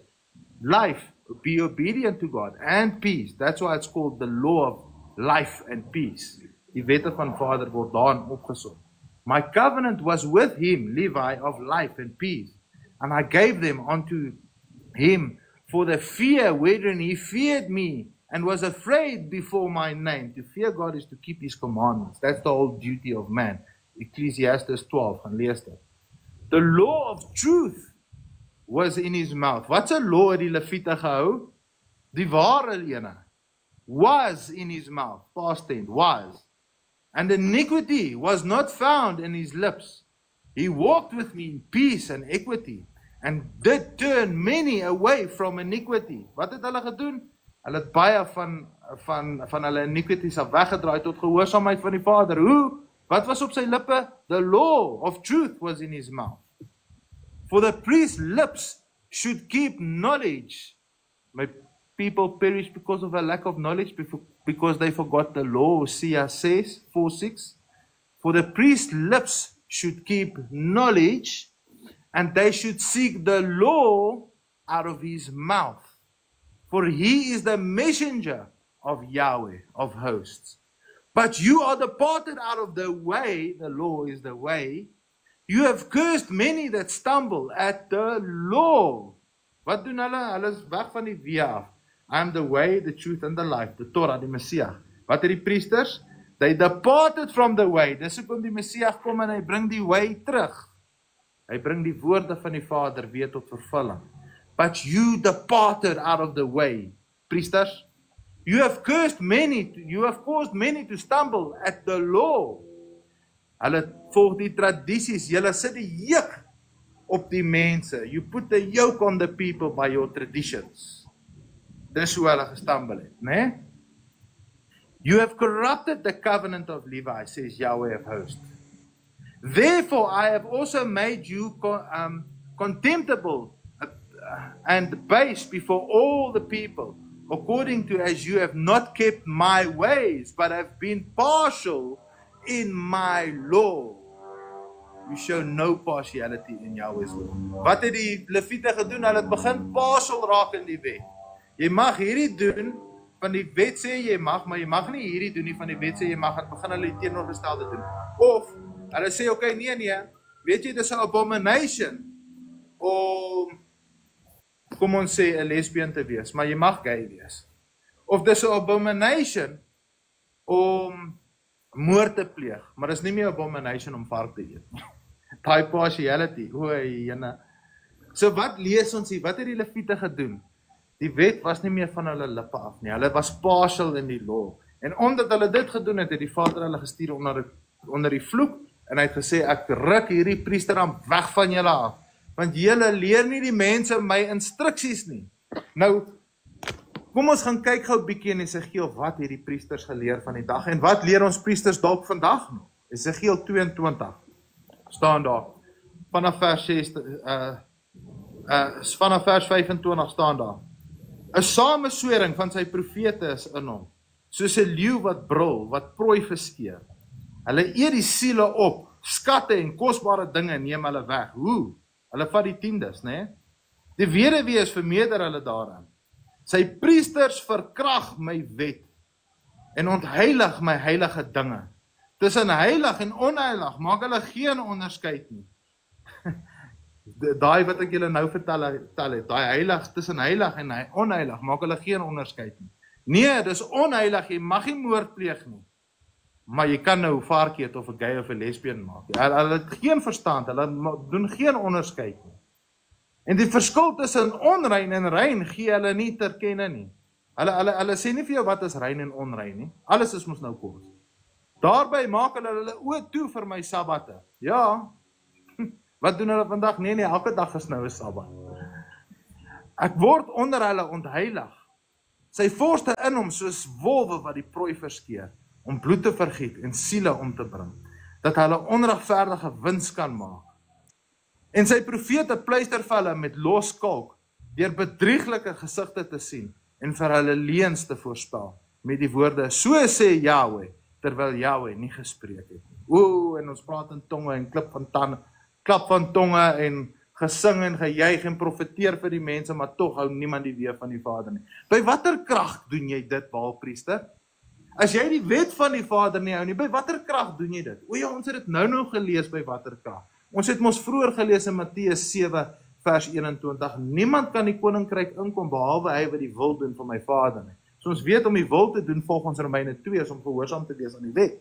So dan sê die Messias, maar baie mense gaan in daai dag kom en sê, maar ek het hierdie gedoen en ek het daai gedoen en ek het al hierdie wonderlike werke gedoen. Dan gaan die Messias sê, gaan weg van my af, julle wat die wetteloosheid bewerk, want die wetteloosheid is nie die wil van die Vader nie. Maar hulle het nog steeds al hierdie kragte gedoen, hulle het nog steeds geprofeteer, visioene gesien, mense gesond gemaak, al die dinge gedoen. Maar die Messias sê, hy het hulle nooit geken nie. Die Messias het nie gesê, ek het jou bietjie geken, of jou nou en dan geken, of partykeer geken nie. Hy sê, nooit geken nie. Nooit nie. Ek het jou nooit geken nie. Gaan weg van my af, jy wat die wetteloosheid bewerk. Vraag. So by watter krag en autoriteit kon hulle al hierdie dinge doen? Dan gaan lees ons dat die Satan kom, en hy bedrieg en belieg die hele wêreld, deur al sy kragte en wonderwerke, dat selfs die elect miskien deceived sal wees, if it was possible. So as hulle dit nie gedoen het by die krag van die Vader, omdat hulle nie die wil van die Vader doen nie, is die antwoord mos die teenoorgestelde, hulle het dit gedoen by die krag van hulle Vader. Wat is? Die wettelose een.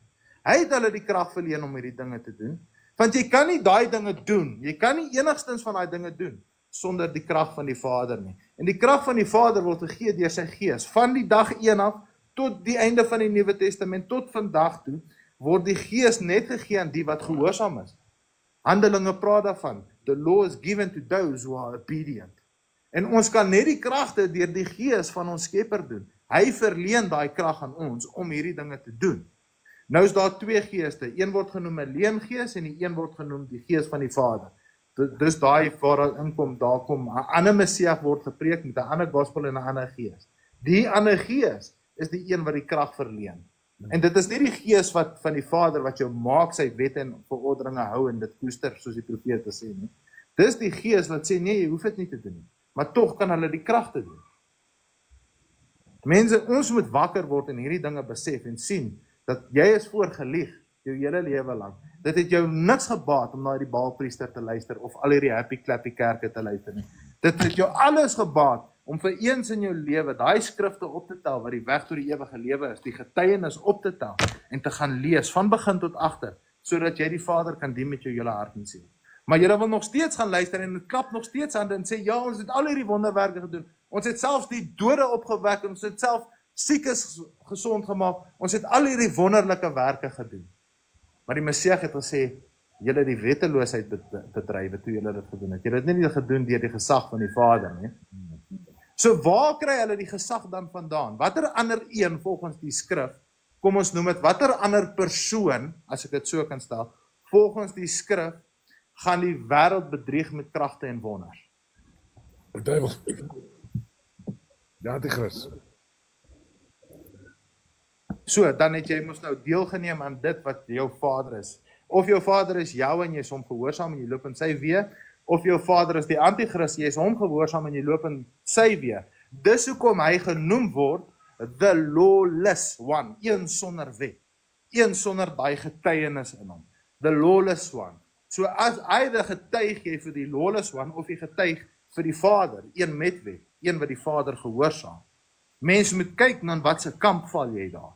En mense moet gaan kyk na hierdie mense wat hierdie dinge doen. In wat se kamp val hy?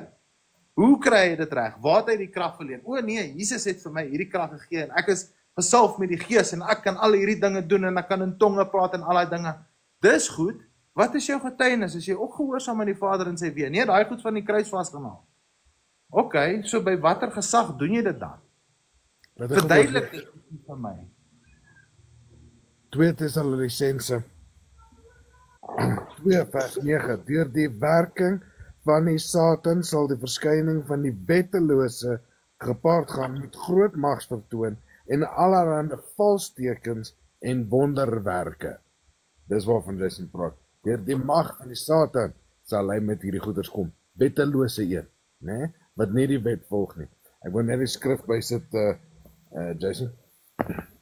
Baie dankie daarvoor, Wynand. Ja, ek praat maar nou net nie in die algemeen. Ek probeer maar net die prentjie teken van die priesters, die tradisies, waar ons moet val en wat se kamp jy moet val. Jy's either vir die Vader en jy dien hom met jou hele hart en siel, of jy's pasel en jy's nie vir hom nie.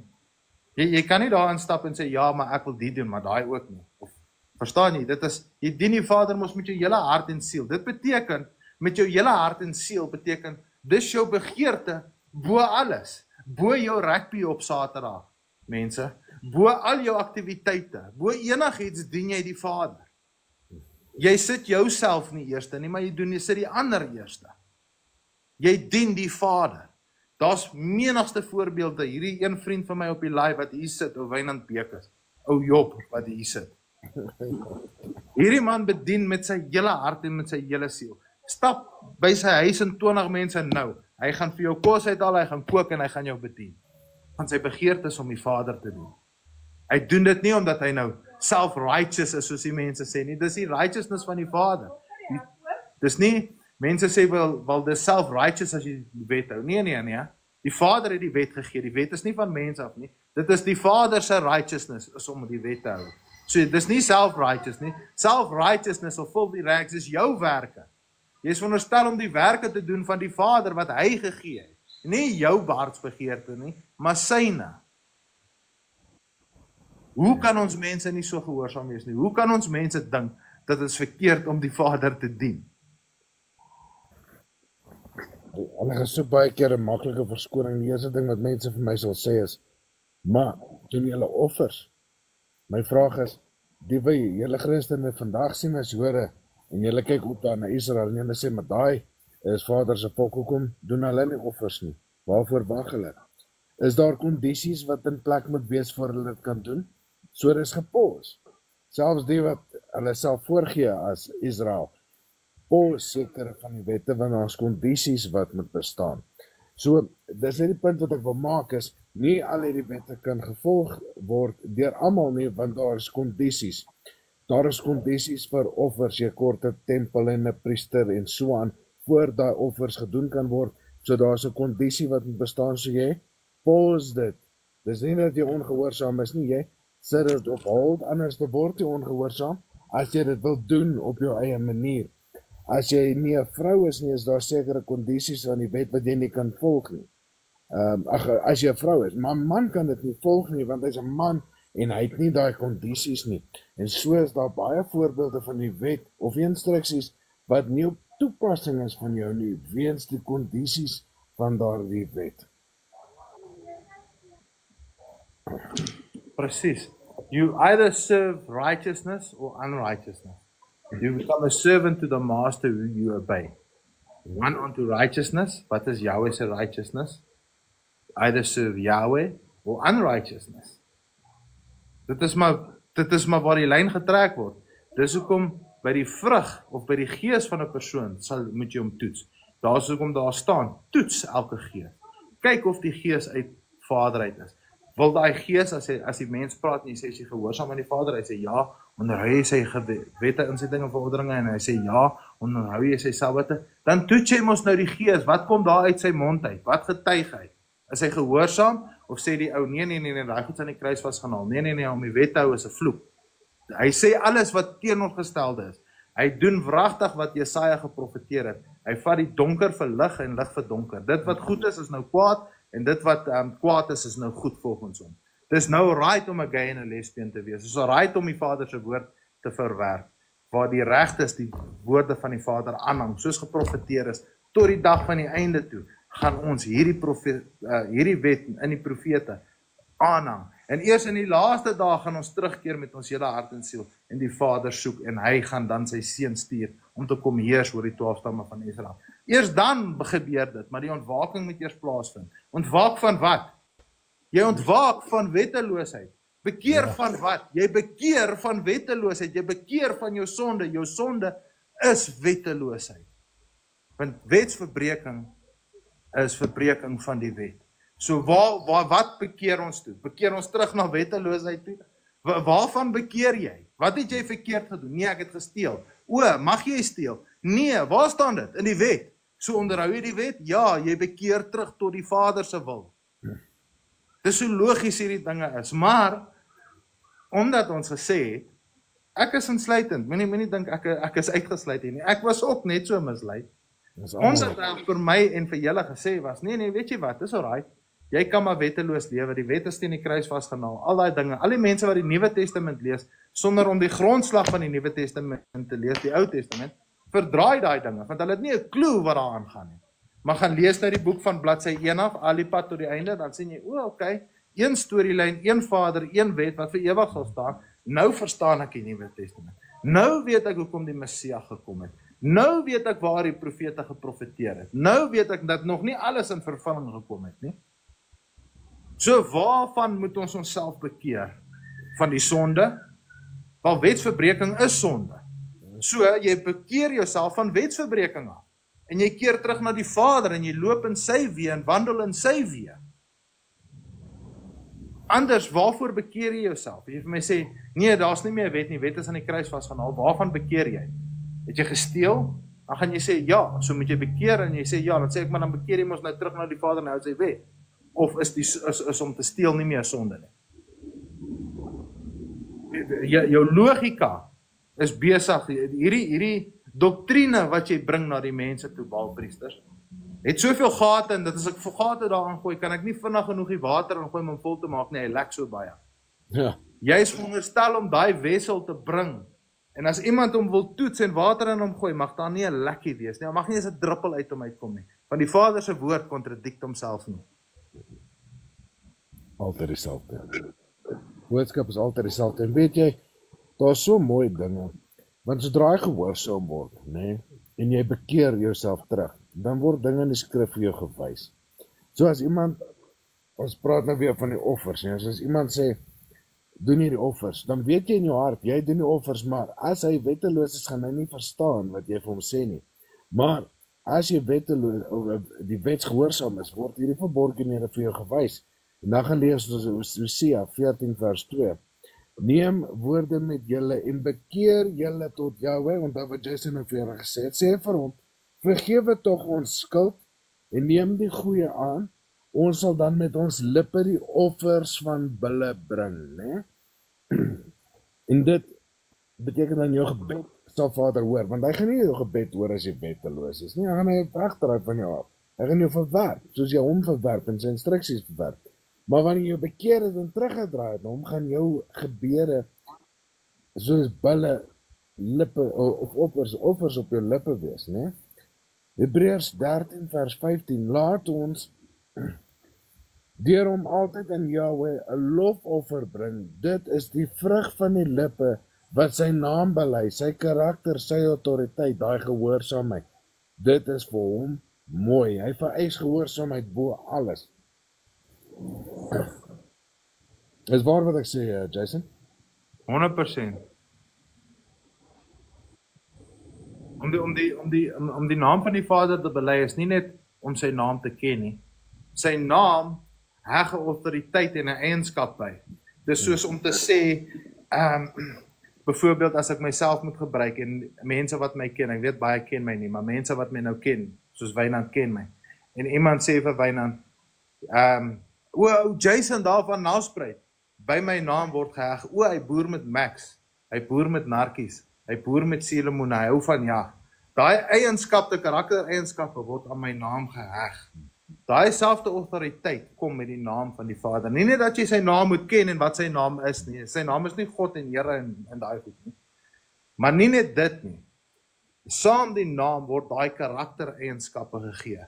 Jahwe, die Vader van Abraham, Isak en Jakob, die een wat die gebooie tot die ewige lewe gegee het, die een wat sy enigste seun gestuur het om die volk terug te bring in die verbond in, daai God, ja, ek ken hom. Die naam het karaktereienskappe met hom. Hy is 'n regverdige God, hy is 'n jaloerse God, ons moet sy instruksies volg, hy het beloftes en verbonde vasgemaak met Israel. Daai naam het karaktereienskappe.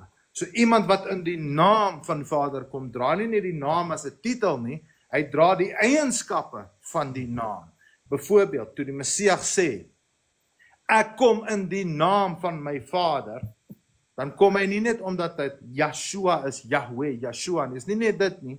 Hy kom met die karaktereienskappe soos geprofeteer is, ek sal my woorde in sy mond lê, en hy sal julle so leer, en julle sal dit doen.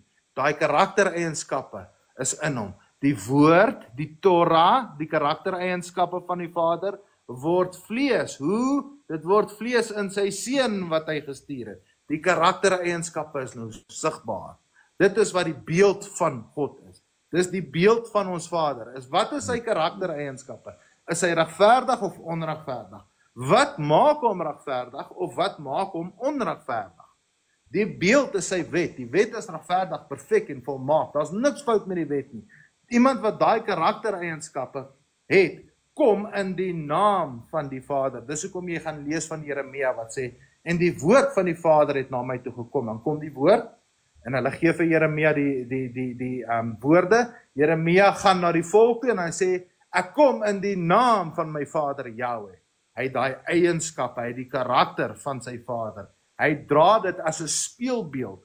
Dis hoekom die Vader sy seun gestuur het, is vir ons 'n speelbeeld van hoe ons moet lewe en wat ons moet doen.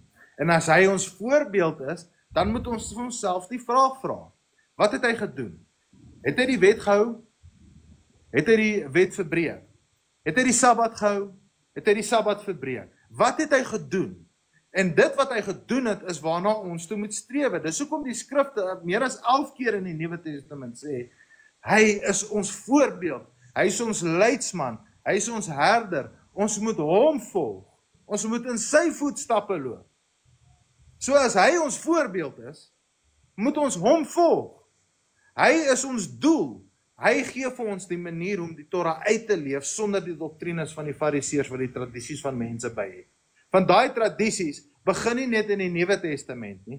Dit het begin al in konings, 1 konings en 2 konings, jare en jare, duisende jare voor die Messias, het daai tradisies al begin speel in Israel, dat hulle die Torah vat en hom volgens tradisies volg. En hier kom die Messias sê, nee, hierdie tradisies sit 'n juk op die mense. Julle is nie veronderstel om dit te doen nie. En as die Messias ons voorbeeld is, moet ons na hom streef. So as die Messias die wet onderhou het, hy onderhou ek die wet, ek neem ons sy getuies aan, sy woorde is ewige lewe.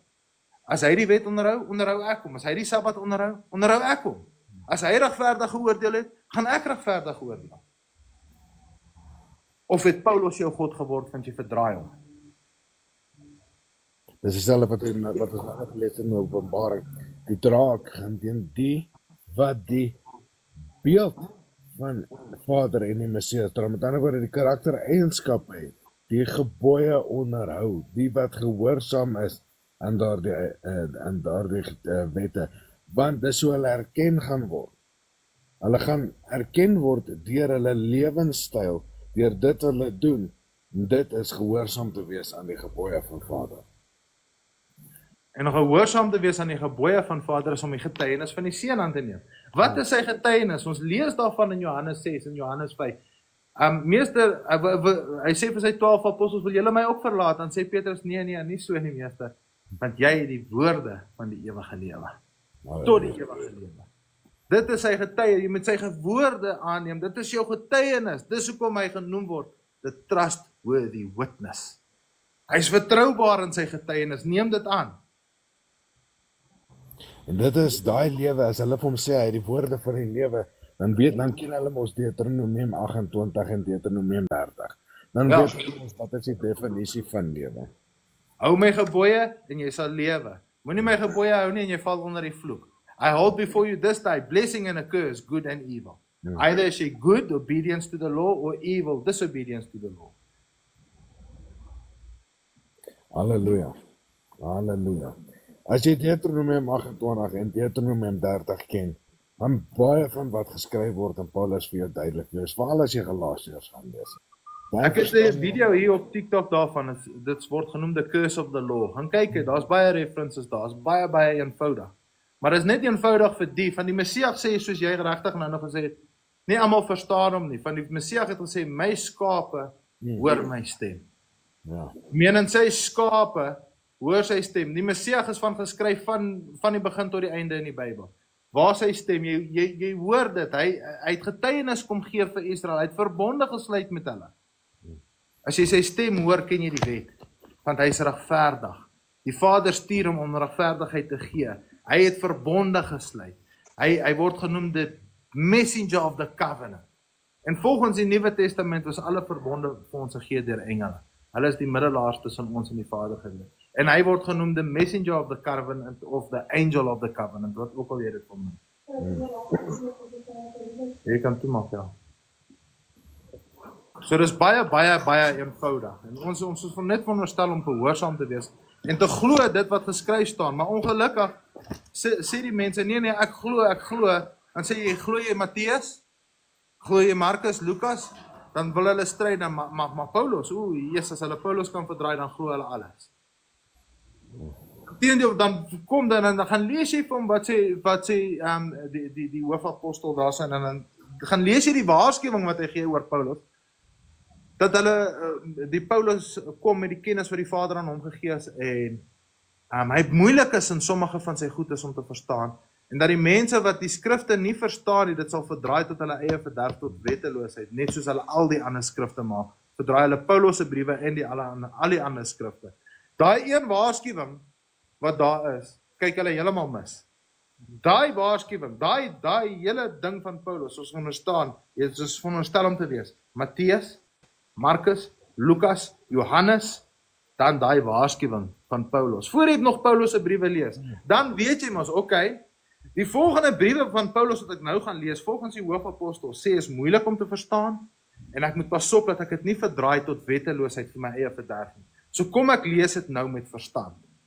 Maar nou lees hulle daai, dan maak hulle mind op, dan kom daai 2 Petrus eers later, en dan kyk hulle dit net sommer heeltemal mis. Dis Paulus, behalwe dat eintlik is daar soveel kennis wat jy moet hê voordat jy eintlik eers Paulus lees, wat jy weet, Paulus praat baie van die huweliksverbond, né? En verduidelik baie van dit, en as jy nie die huweliksverbond ken, jy gaan baie van wat Paulus vir jou ook sê, moeilik wees om te plaas, want jy gaan nie verstaan waarvan hy praat nie. Nee, jy sal nie. Ek gaan gou dit lees vir die mense, dat hulle, ek weet meeste ken het, maar dalk is die een wat dit nie ken nie. Ek dink is 2 Petrus 3, né? Vanaf vers 15. Check net gou. Ja, vanaf vers 15. Staan daar. And account the long suffering of our Lord is salvation, even as our beloved brother Paulus, also according to the wisdom given unto him, has written unto you. So, hy praat nou hier oor Paulus. Met die wysheid wat aan hom gegee is, het hy aan julle geskryf. As also in all his epistles, en al sy briewe, Paulus se briewe, speaking in them of things in which are some things hard to be understood. So hy praat in sy briewe van goed wat moeilik is en hard is om te verstaan. Which they that are unlearned and unstable wrestle with. So die ongeleerde en onstandvastige worstel met Paulus se briewe. As they also do the other scriptures unto their own destruction. So as jy die skrifte verdraai, soos jy Paulus verdraai, is dit tot jou eie verderf. You therefore, beloved, seeing you know these things before, voor jy Paulus lees, before, beware lest you also being led away with the error of wicked, full of your own steadfastness, the error of lawlessness, translation, lawlessness, full from your own steadfastness. Jy wat dit nou vooraf weet geliefdes, voor jy Paulus se briewe lees, pas op, laat jy nie in die wetteloosheid val, want dit is moeilik om te verstaan, want Paulus praat uit die wet uit, jy is veronderstel om die wet te ken as jy Paulus lees. So, dit sê vir my dat hierdie apostel 2 Petrus, hierdie brief van Petrus, is veronderstel om te kom voor Paulus se briewe. Want hy, Petrus, die hoofapostel, waarsku jou, hy sê, jy wat dit nou vooraf weet, voor jy Paulus se briewe lees, weet dat Paulus praat oor goed wat moeilik is om te verstaan. En as jy dit verkeerd verstaan, gaan dit jou lei tot wetteloosheid, tot jou eie verderf. Jy het gemaak dat jy alles verdraai. So hoekom, en vir watse rede, sal Petrus hierdie brief skryf, as jy eers Paulus moet lees en dan Petrus? Dit maak mos nou glad nie sin nie. Petrus, jy moes hierdie goed al lank al vir ons gesê het. Hoekom lees ek dit nou aan die einde? Nou het ek al daai dinge aangeneem. Ek het dit verdraai, ek het dit verkeerd verstaan. Nou lees ek hierdie nou maar nee, ek gaan nie nou oor begin nie.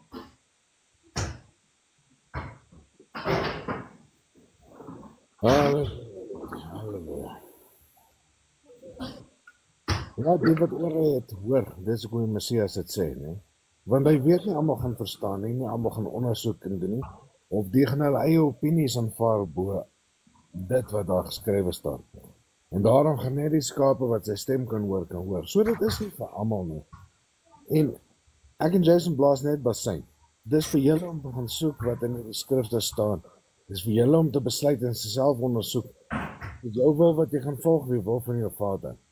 Julle moet daai keer maar ons kan dit nie vir julle maak nie. Al wat ons doen, dis ons sê gaan kyk na hierdie dinge. Gaan ondersoek dit vir jouself. En dan besluit jy, wil jy jou Vader in die hemel volg, of wil jy die wettelose een volg, wat jou dinge gaan pas in hierdie wêreld. Ek lees gou 2 Petrus weer daar 3 vers 17. Luister mooi wat sê hy daarso. You therefore, jy, daar wat sit en luister. You therefore, beloved, seeing you know these things before. What things? What things do you know before? That Paulus is moeilik om te verstaan, dat die onstandvastige sy woorde gaan verdraai tot hulle eie verderf tot die ere van lawlessness. Nou dat jy dit vooraf weet, pas op, dat dit nie met jou gebeur nie. Met ander woorde, voor ons na Paulus toe gaan, en Paulus praat die mooiste uit meeste van die gospels uit, as jy die wet ken. Hy praat dit so mooi. Maar, as jy die wet nie ken, jy gaan jy dit verdraai. Maar, omdat hierdie nou geskryf is deur Petrus, is hierdie veronderstel om daar te wees, nog voor ons Paulus lees. Maar wat gebeur? Dis amper heel agter. As jy die tyd wat jy daar kom, het jy al deur al Paulus se goed. En jy het al Paulus se goed gaan staan en verdraai. Terwyl die hoofapostel jou gewaarsku het, teen net dit, moenie sy goed verdraai tot die wetteloosheid, tot julle eie verderf nie. Net soos julle ook al die ander skrifte verdraai nie. Met ander woorde, ons is veronderstel om te lees, Matteus, Markus, Lukas, Johannes, 1 Petrus, 2 Petrus, klein Johannes, groot Johannes, Paulus se briewe kom laaste, dan Openbaring. Dan kan ons beter verstaan, want as ek hierdie waarskuwing gelees het 20 jaar terug, sou dit my nie so lank gevat het nie. Ek sou gesê het, okay, so, volgens die hoofapostel moet ek ietsie hier doen. Eerste punt, ek moenie Paulus se briewe verdraai nie. Tweede punt, as ek Paulus se briewe verdraai, gaan ek dit verdraai tot die wetteloosheid, pas op daarvoor. En as ek dit doen, gaan ek ook al die ander skrifte verdraai. En die vierde punt is, Paulus se goed is moeilik om te verstaan.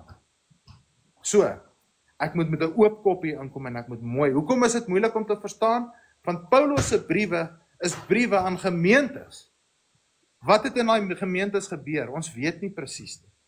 Ons het nie die konteks daarvoor nie. Maar as ons sy briewe bestudeer, kan ons sien en leidrade kry oor wat die probleme was. Hoekom hy aan hulle skryf. Maar die vraag is, wat is die verslag wat hy gekry het om daai brief aan hulle te skryf? Waar is daai getuienis? Ons het dit nie. So, sy briewe gaan moeilik wees om te verstaan. Moet dit nie net vat vir wat dit sê nie. Onthou, as hy dit sê, waar gaan haal hy dit? Waar kom sy kennis van woorde vandaan? Hy het bestudeer in die wet en die profete vir 3 tot 4 jaar, voor hy vir die mense kom preek het, so sy kennis kom daar uit. Hy sê self, ek leer uit die wet van Moses en die profete uit. Dit is sy eie woorde. Met ander woorde, wanneer hy sê die vloek van die wet, praat hy oor die wet of praat hy van wetteloosheid? Sy vocabulary kom uit die Torah uit. So, wanneer hy praat van die vloek van die wet, praat hy nie oor die wet van Moses nie.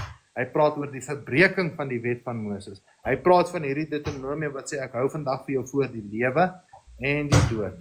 The blessing and the curse. Hy praat either van die blessing of hy praat van die curse. Nou in die tyd van die Nuwe Testament toe die Messia gekom het en daarna met Paulus, was die mense onder die vloek. Hulle was geskei. Hulle was genoem verlore skape. Geskei van die Commonwealth van Israel af. Hulle het nie meer aan die Vader behoort nie. So hy praat met die wat ander gode dien, wat wetteloos lewe, wat nie die Vader wil dien nie, wat nie die Sabbatte wil hou nie. Hy praat met hulle. En wanneer hy met hulle praat, dan praat hy in die gelykenis van dit wat hy geleer het uit die woord van ons Vader uit. So wanneer hy iets sê, is hy veronderstel om wat te doen? Skrif toe te gaan en terug te skiet en te kyk, waar kom hy daaraan? Waar staan dit geskryf?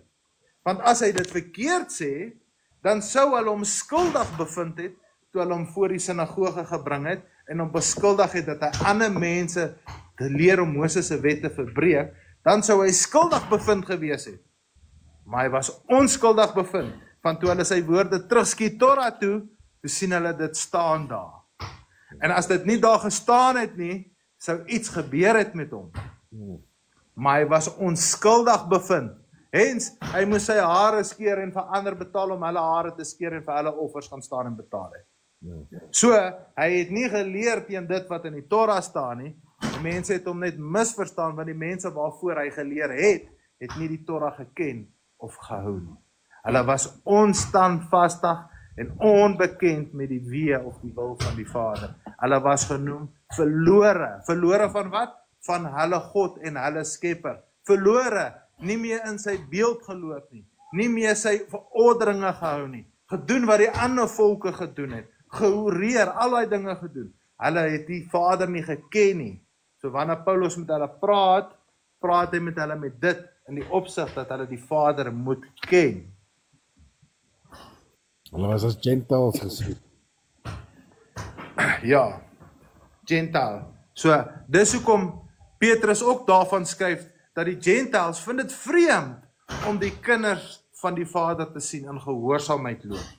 Nie meer in lavishness en lusts en al daai dinge nie. Dis vir hulle vreemd, as jy sê, ek onderhou die Sabbat. Dis vir hom vreemd. Nee, man, hy is goed aan die kruis vasgenaal. Ons is wetteloos, man. Dis vir hulle vreemd as hy vir hulle sê, hoorie, nee, ek eet nie meer onrein kos nie. Nee, maar alle kos is mos nou rein. Dis vreemd vir hulle. Hulle kan dit nie verstaan nie. Tot vandag toe is dit wat in Paulus se dae gebeur het, so waar vandag. Ja. Dit is vreemd vir hulle om te sien dat die kinders van die Vader in hierdie gehoorsaamheid loop. Want hulle ken die Vader nie. Hulle loop nog in die last van die ander volke en nasies en bedrieglikheid. So wanneer jy dit vir hulle sê, nee, ek onderhou die Sabbat, ek is die Vader gehoorsaam.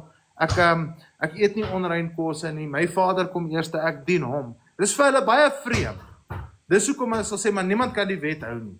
Jy streel jou eie ego. Jy sê, met ander woorde, jy sê vir jou kind wat nie die A-span rugby gemaak het nie. Nee, jy kan nie die A-span rugby maak nie. Jy's nie goed genoeg nie, bly op die bench, jy moenie oefen nie. Dis in ander woorde wat jy sê. Niemand kan die wet hou nie. Jy sê vir jou kind, nee, jy's nie goed genoeg nie. Jy gaan nooit die span maak nie, bly op die bench. In praktyk sal ons dit nooit vir ons kinders sê nie. Nooit nie. Ons sal altyd hulle sê, nee, moenie worry nie, staan op. Stof jouself af. Oefen harder. Word fikser. Volgende jaar as jy in die span, vat net oefening. Is al wat dit van jou behels, is oefening. Wanneer dit kom by die ewige lewende woord, dan sê ons nee.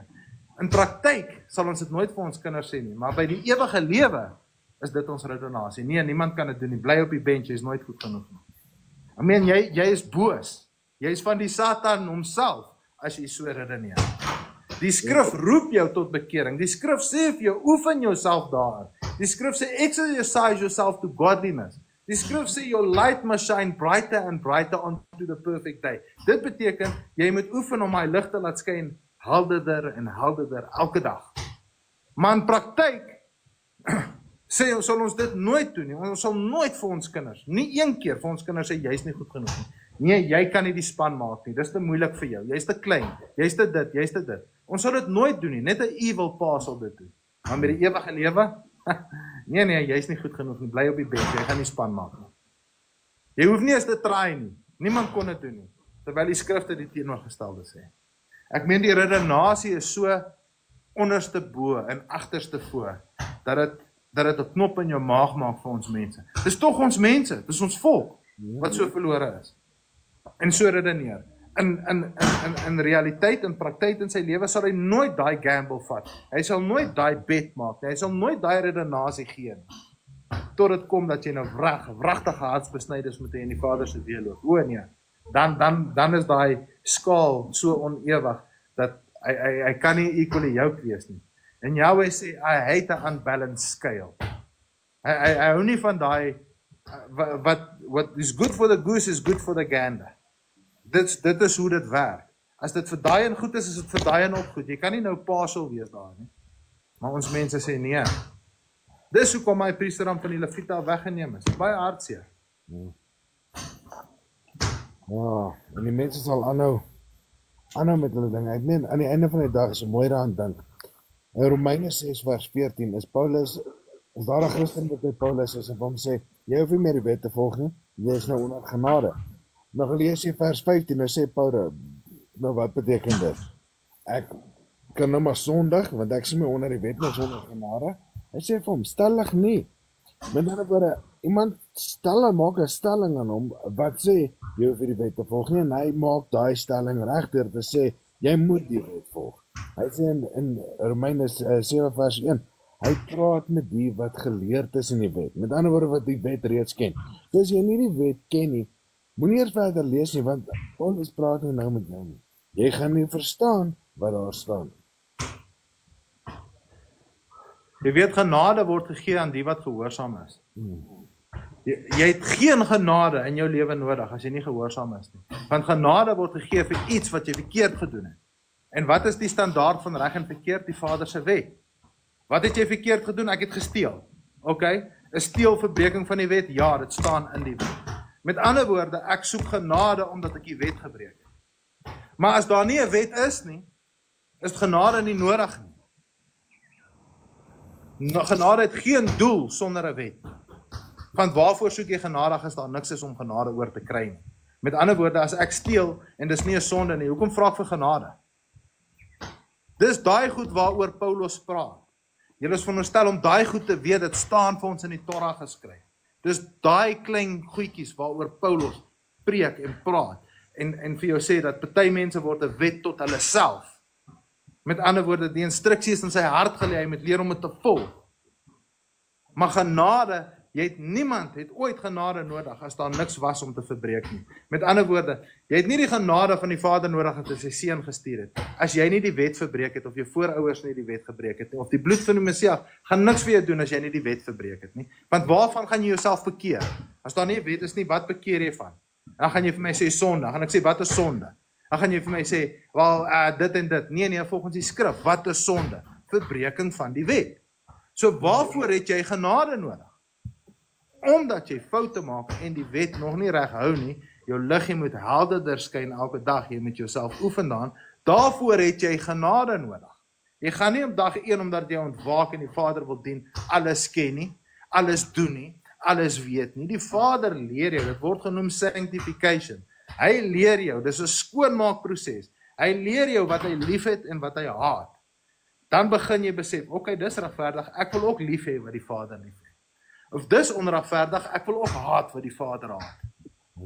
Daai is 'n proses waardeur die hart gaan as jy die Vader se woord begin lees en daai woord vir jou begin oopgaan en daai openbarings aan jou gegee word, dan begin jy besef, Jessie, maar ek moet regtig na myself kyk. Ek het gedink dis alright, of ek het gedink dit is verkeerd, maar dit is nie.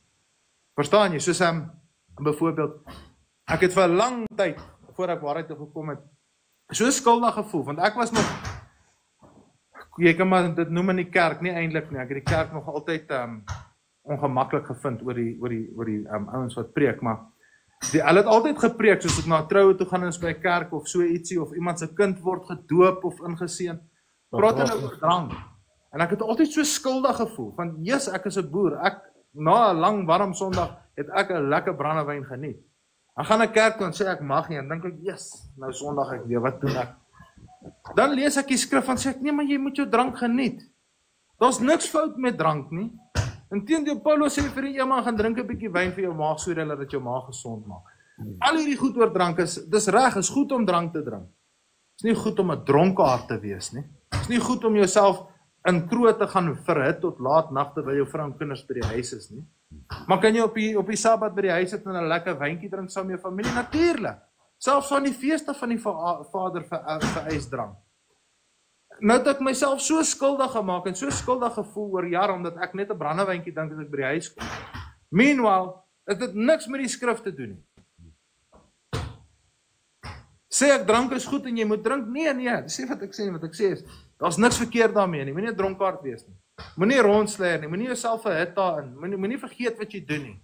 Moenie as jy die bottel oopmaak, die proppie knak en sê, nou kak hierdie bottel, niemand sit die proppie terug tot hy klaar is nie. Nee, jy drink jou 1 of 2 doppies en dis dit.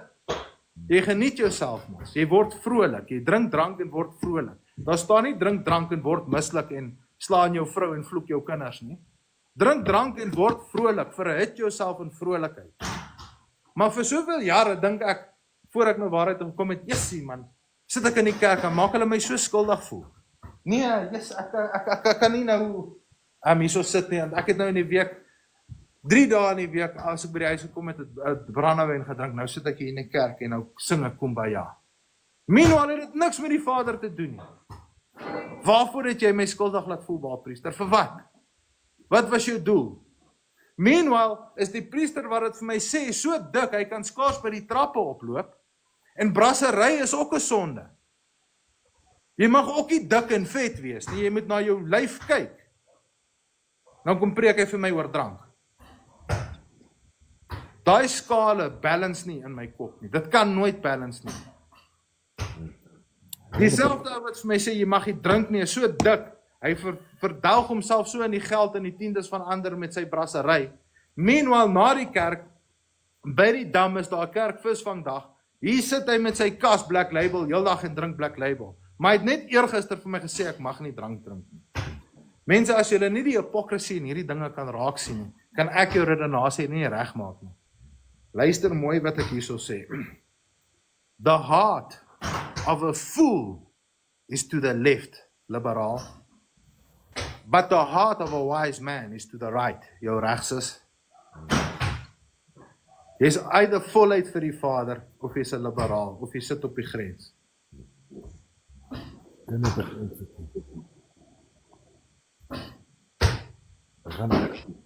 Dis wanneer jy bewys word dat jy lou is, jy gaan uitgespoeg word.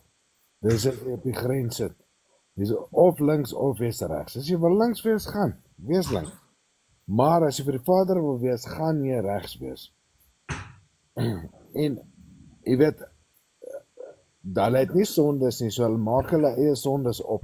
Want hulle gaan lees nie 1 Johannes 3 vers 4, om te sien dat wetteloosheid is sonde nie, om die wet te verbreek is sonde nie, hulle gaan nie lees nie dit nie. Of hulle kom en sê, maar die Messias het die wet vervul. Wat het hy gedoen? Hy quoteer Deuteronomium 7 vers 11, en as jy die King James het en jy die app op die foon wat vir jou die Hebreëse woorde of die Strongs verduidelikings van dit gee. Deuteronomium 7 vers 11, Thou shalt therefore keep the commandments and the statutes and the judgments for which I command thee this day, en dan to do them. Daai woord to do them, gaan klik daarso.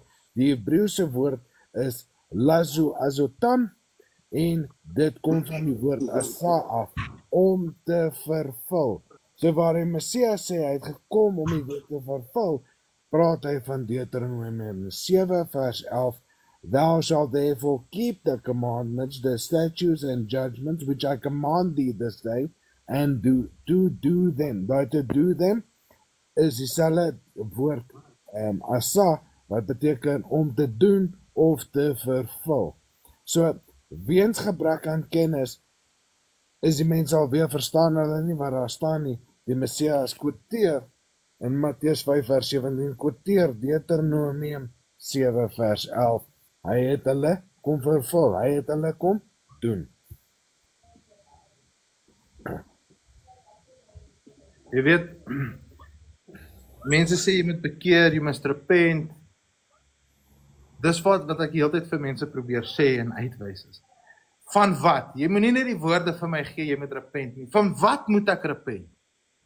Wat het ek verkeerd gedoen? Moet ek repent volgens jou standaard, of repent ek volgens die standaard van my Vader in die hemel? Jou standaard as mens kan heeltemal korrup wees. Hoe gaan jou standaard van repentance my help? Ek dien een Vader en een God, en ek repent volgens sy standaard. En as sy standaard sê ek moet repent, dan repent ek volgens wat hy sê reg en verkeerd is. Nou dit is die vraag wat almal homself moet vra. Repent from what? Jy gaan sê repent from sin, repent from transgression. Wat is dit? Alles is een ding. Die skrif verklaar homself. Repenting from sin is repenting from transgressing the law. Dis waarna jy toe repent. Jy repent terug na die beeld van die Vader is om in sy weë te wandel.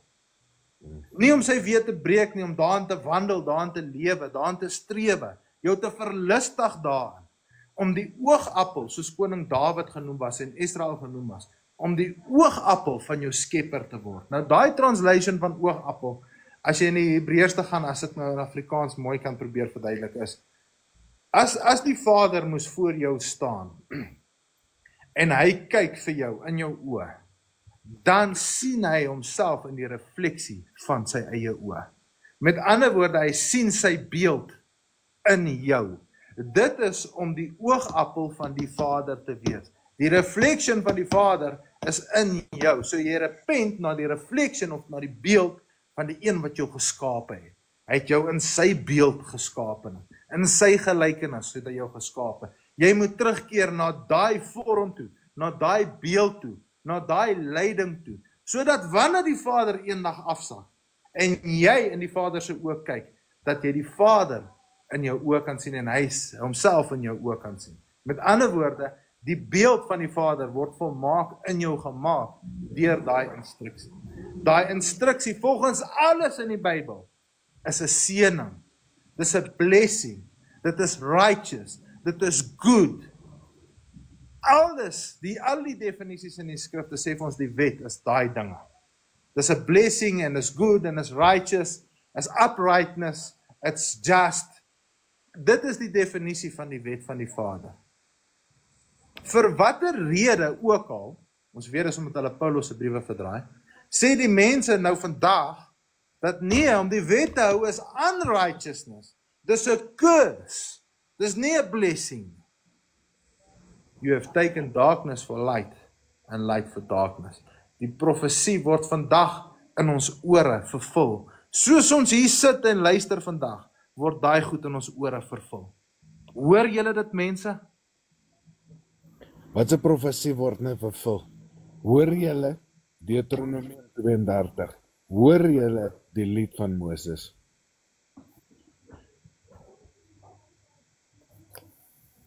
Ek lees gou Psalm 51 vers 2 en 3. Ek gaan 'n paar lees. Ek gaan net vra hieroor, né? Wash me thoroughly from my iniquity and cleanse me from my sin. For I acknowledge my transgressions, and my sin is ever before me. Question: how do I acknowledge my transgression? By watter meetpaal of meetstaaf meet jy jou sonde? Is dit net dit wat jy dink sonde is, of staan dit wat verkeerd is geskryf in die Bybel? If you acknowledge your sin, you know what sin is, transgression of the law. Okay? Nou gaan ek 1 Johannes 1 vers 8 toe. If we say that we have no sin, we deceive ourselves. What is sin? Transgression of the law. And the truth is not in us. If we confess our sins, how do you confess your sins? You have to know what is right and what is wrong, according to the most high standard. Volgens die Vader se meetpaal moet ek weet hoe om te confess wat sin is. Okay? If we confess our sins, meaning you have to know what sin is, He is faithful and just to forgive us our sins and to cleanse us from all unrighteousness.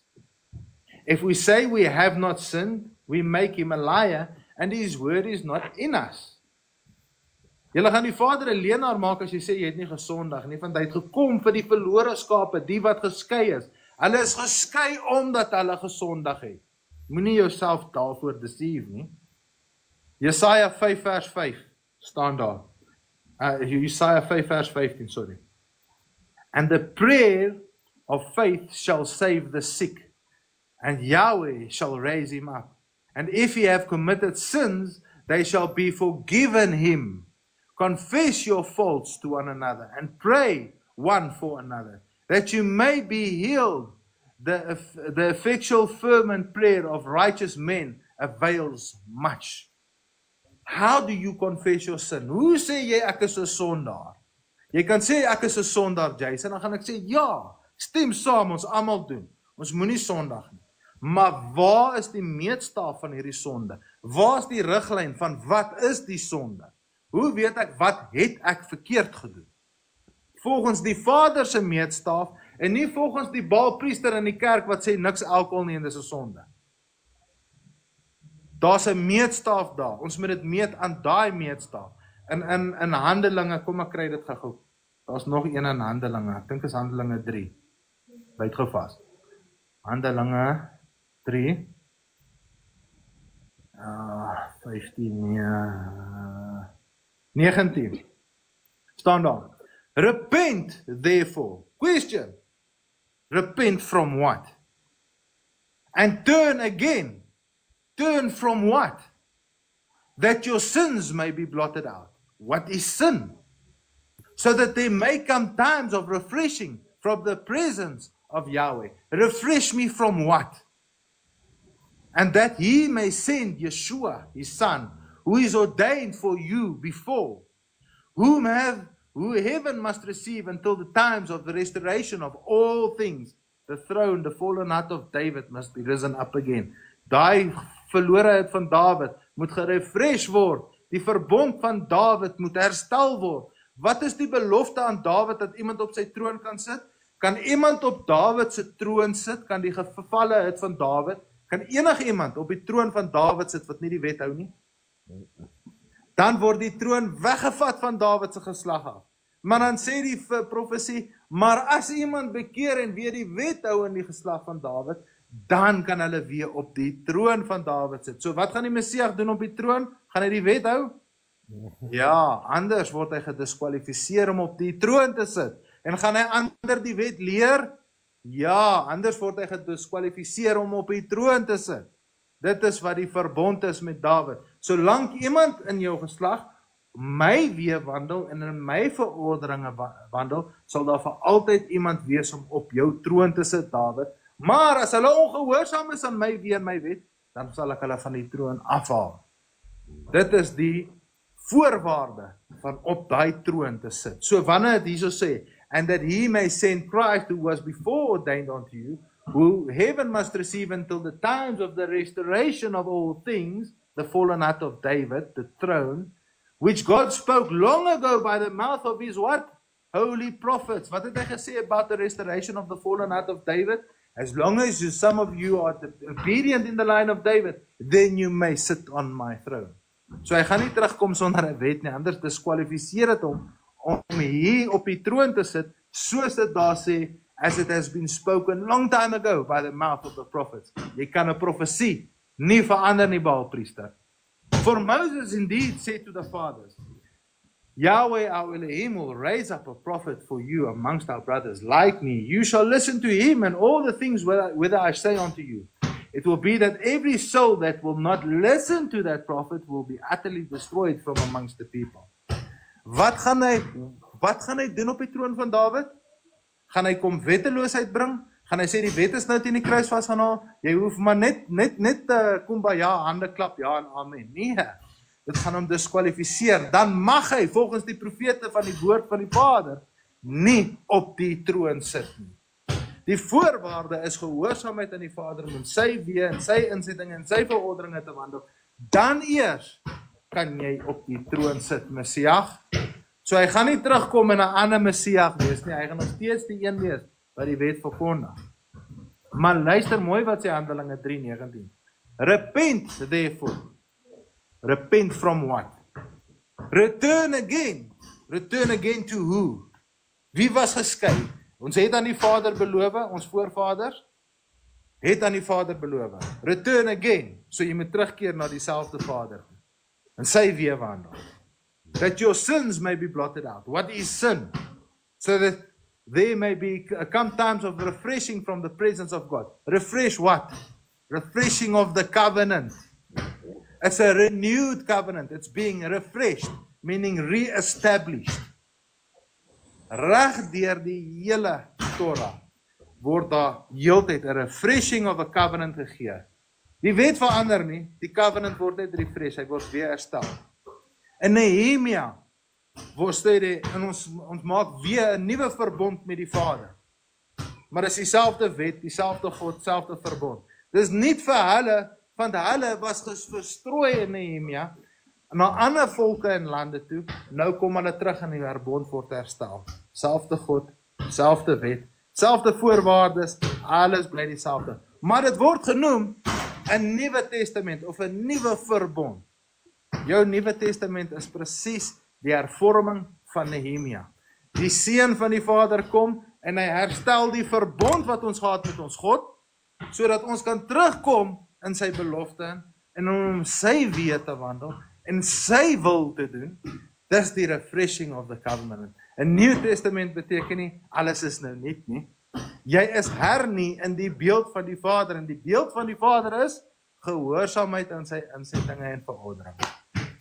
Hoe maklik en simpel is dit nie? Halleluja. Halleluja.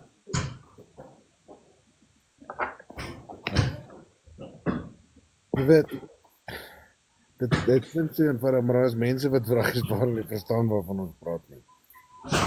Dis geen daai verharding van hulle harte, want hulle is liever vir hulle self as die Vader.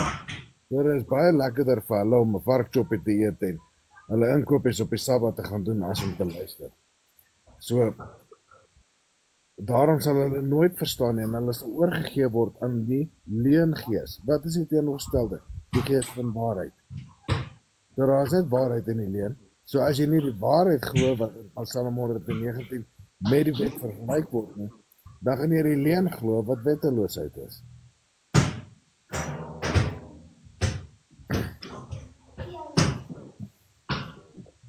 Jason, gaan ons dit 'n dag roep?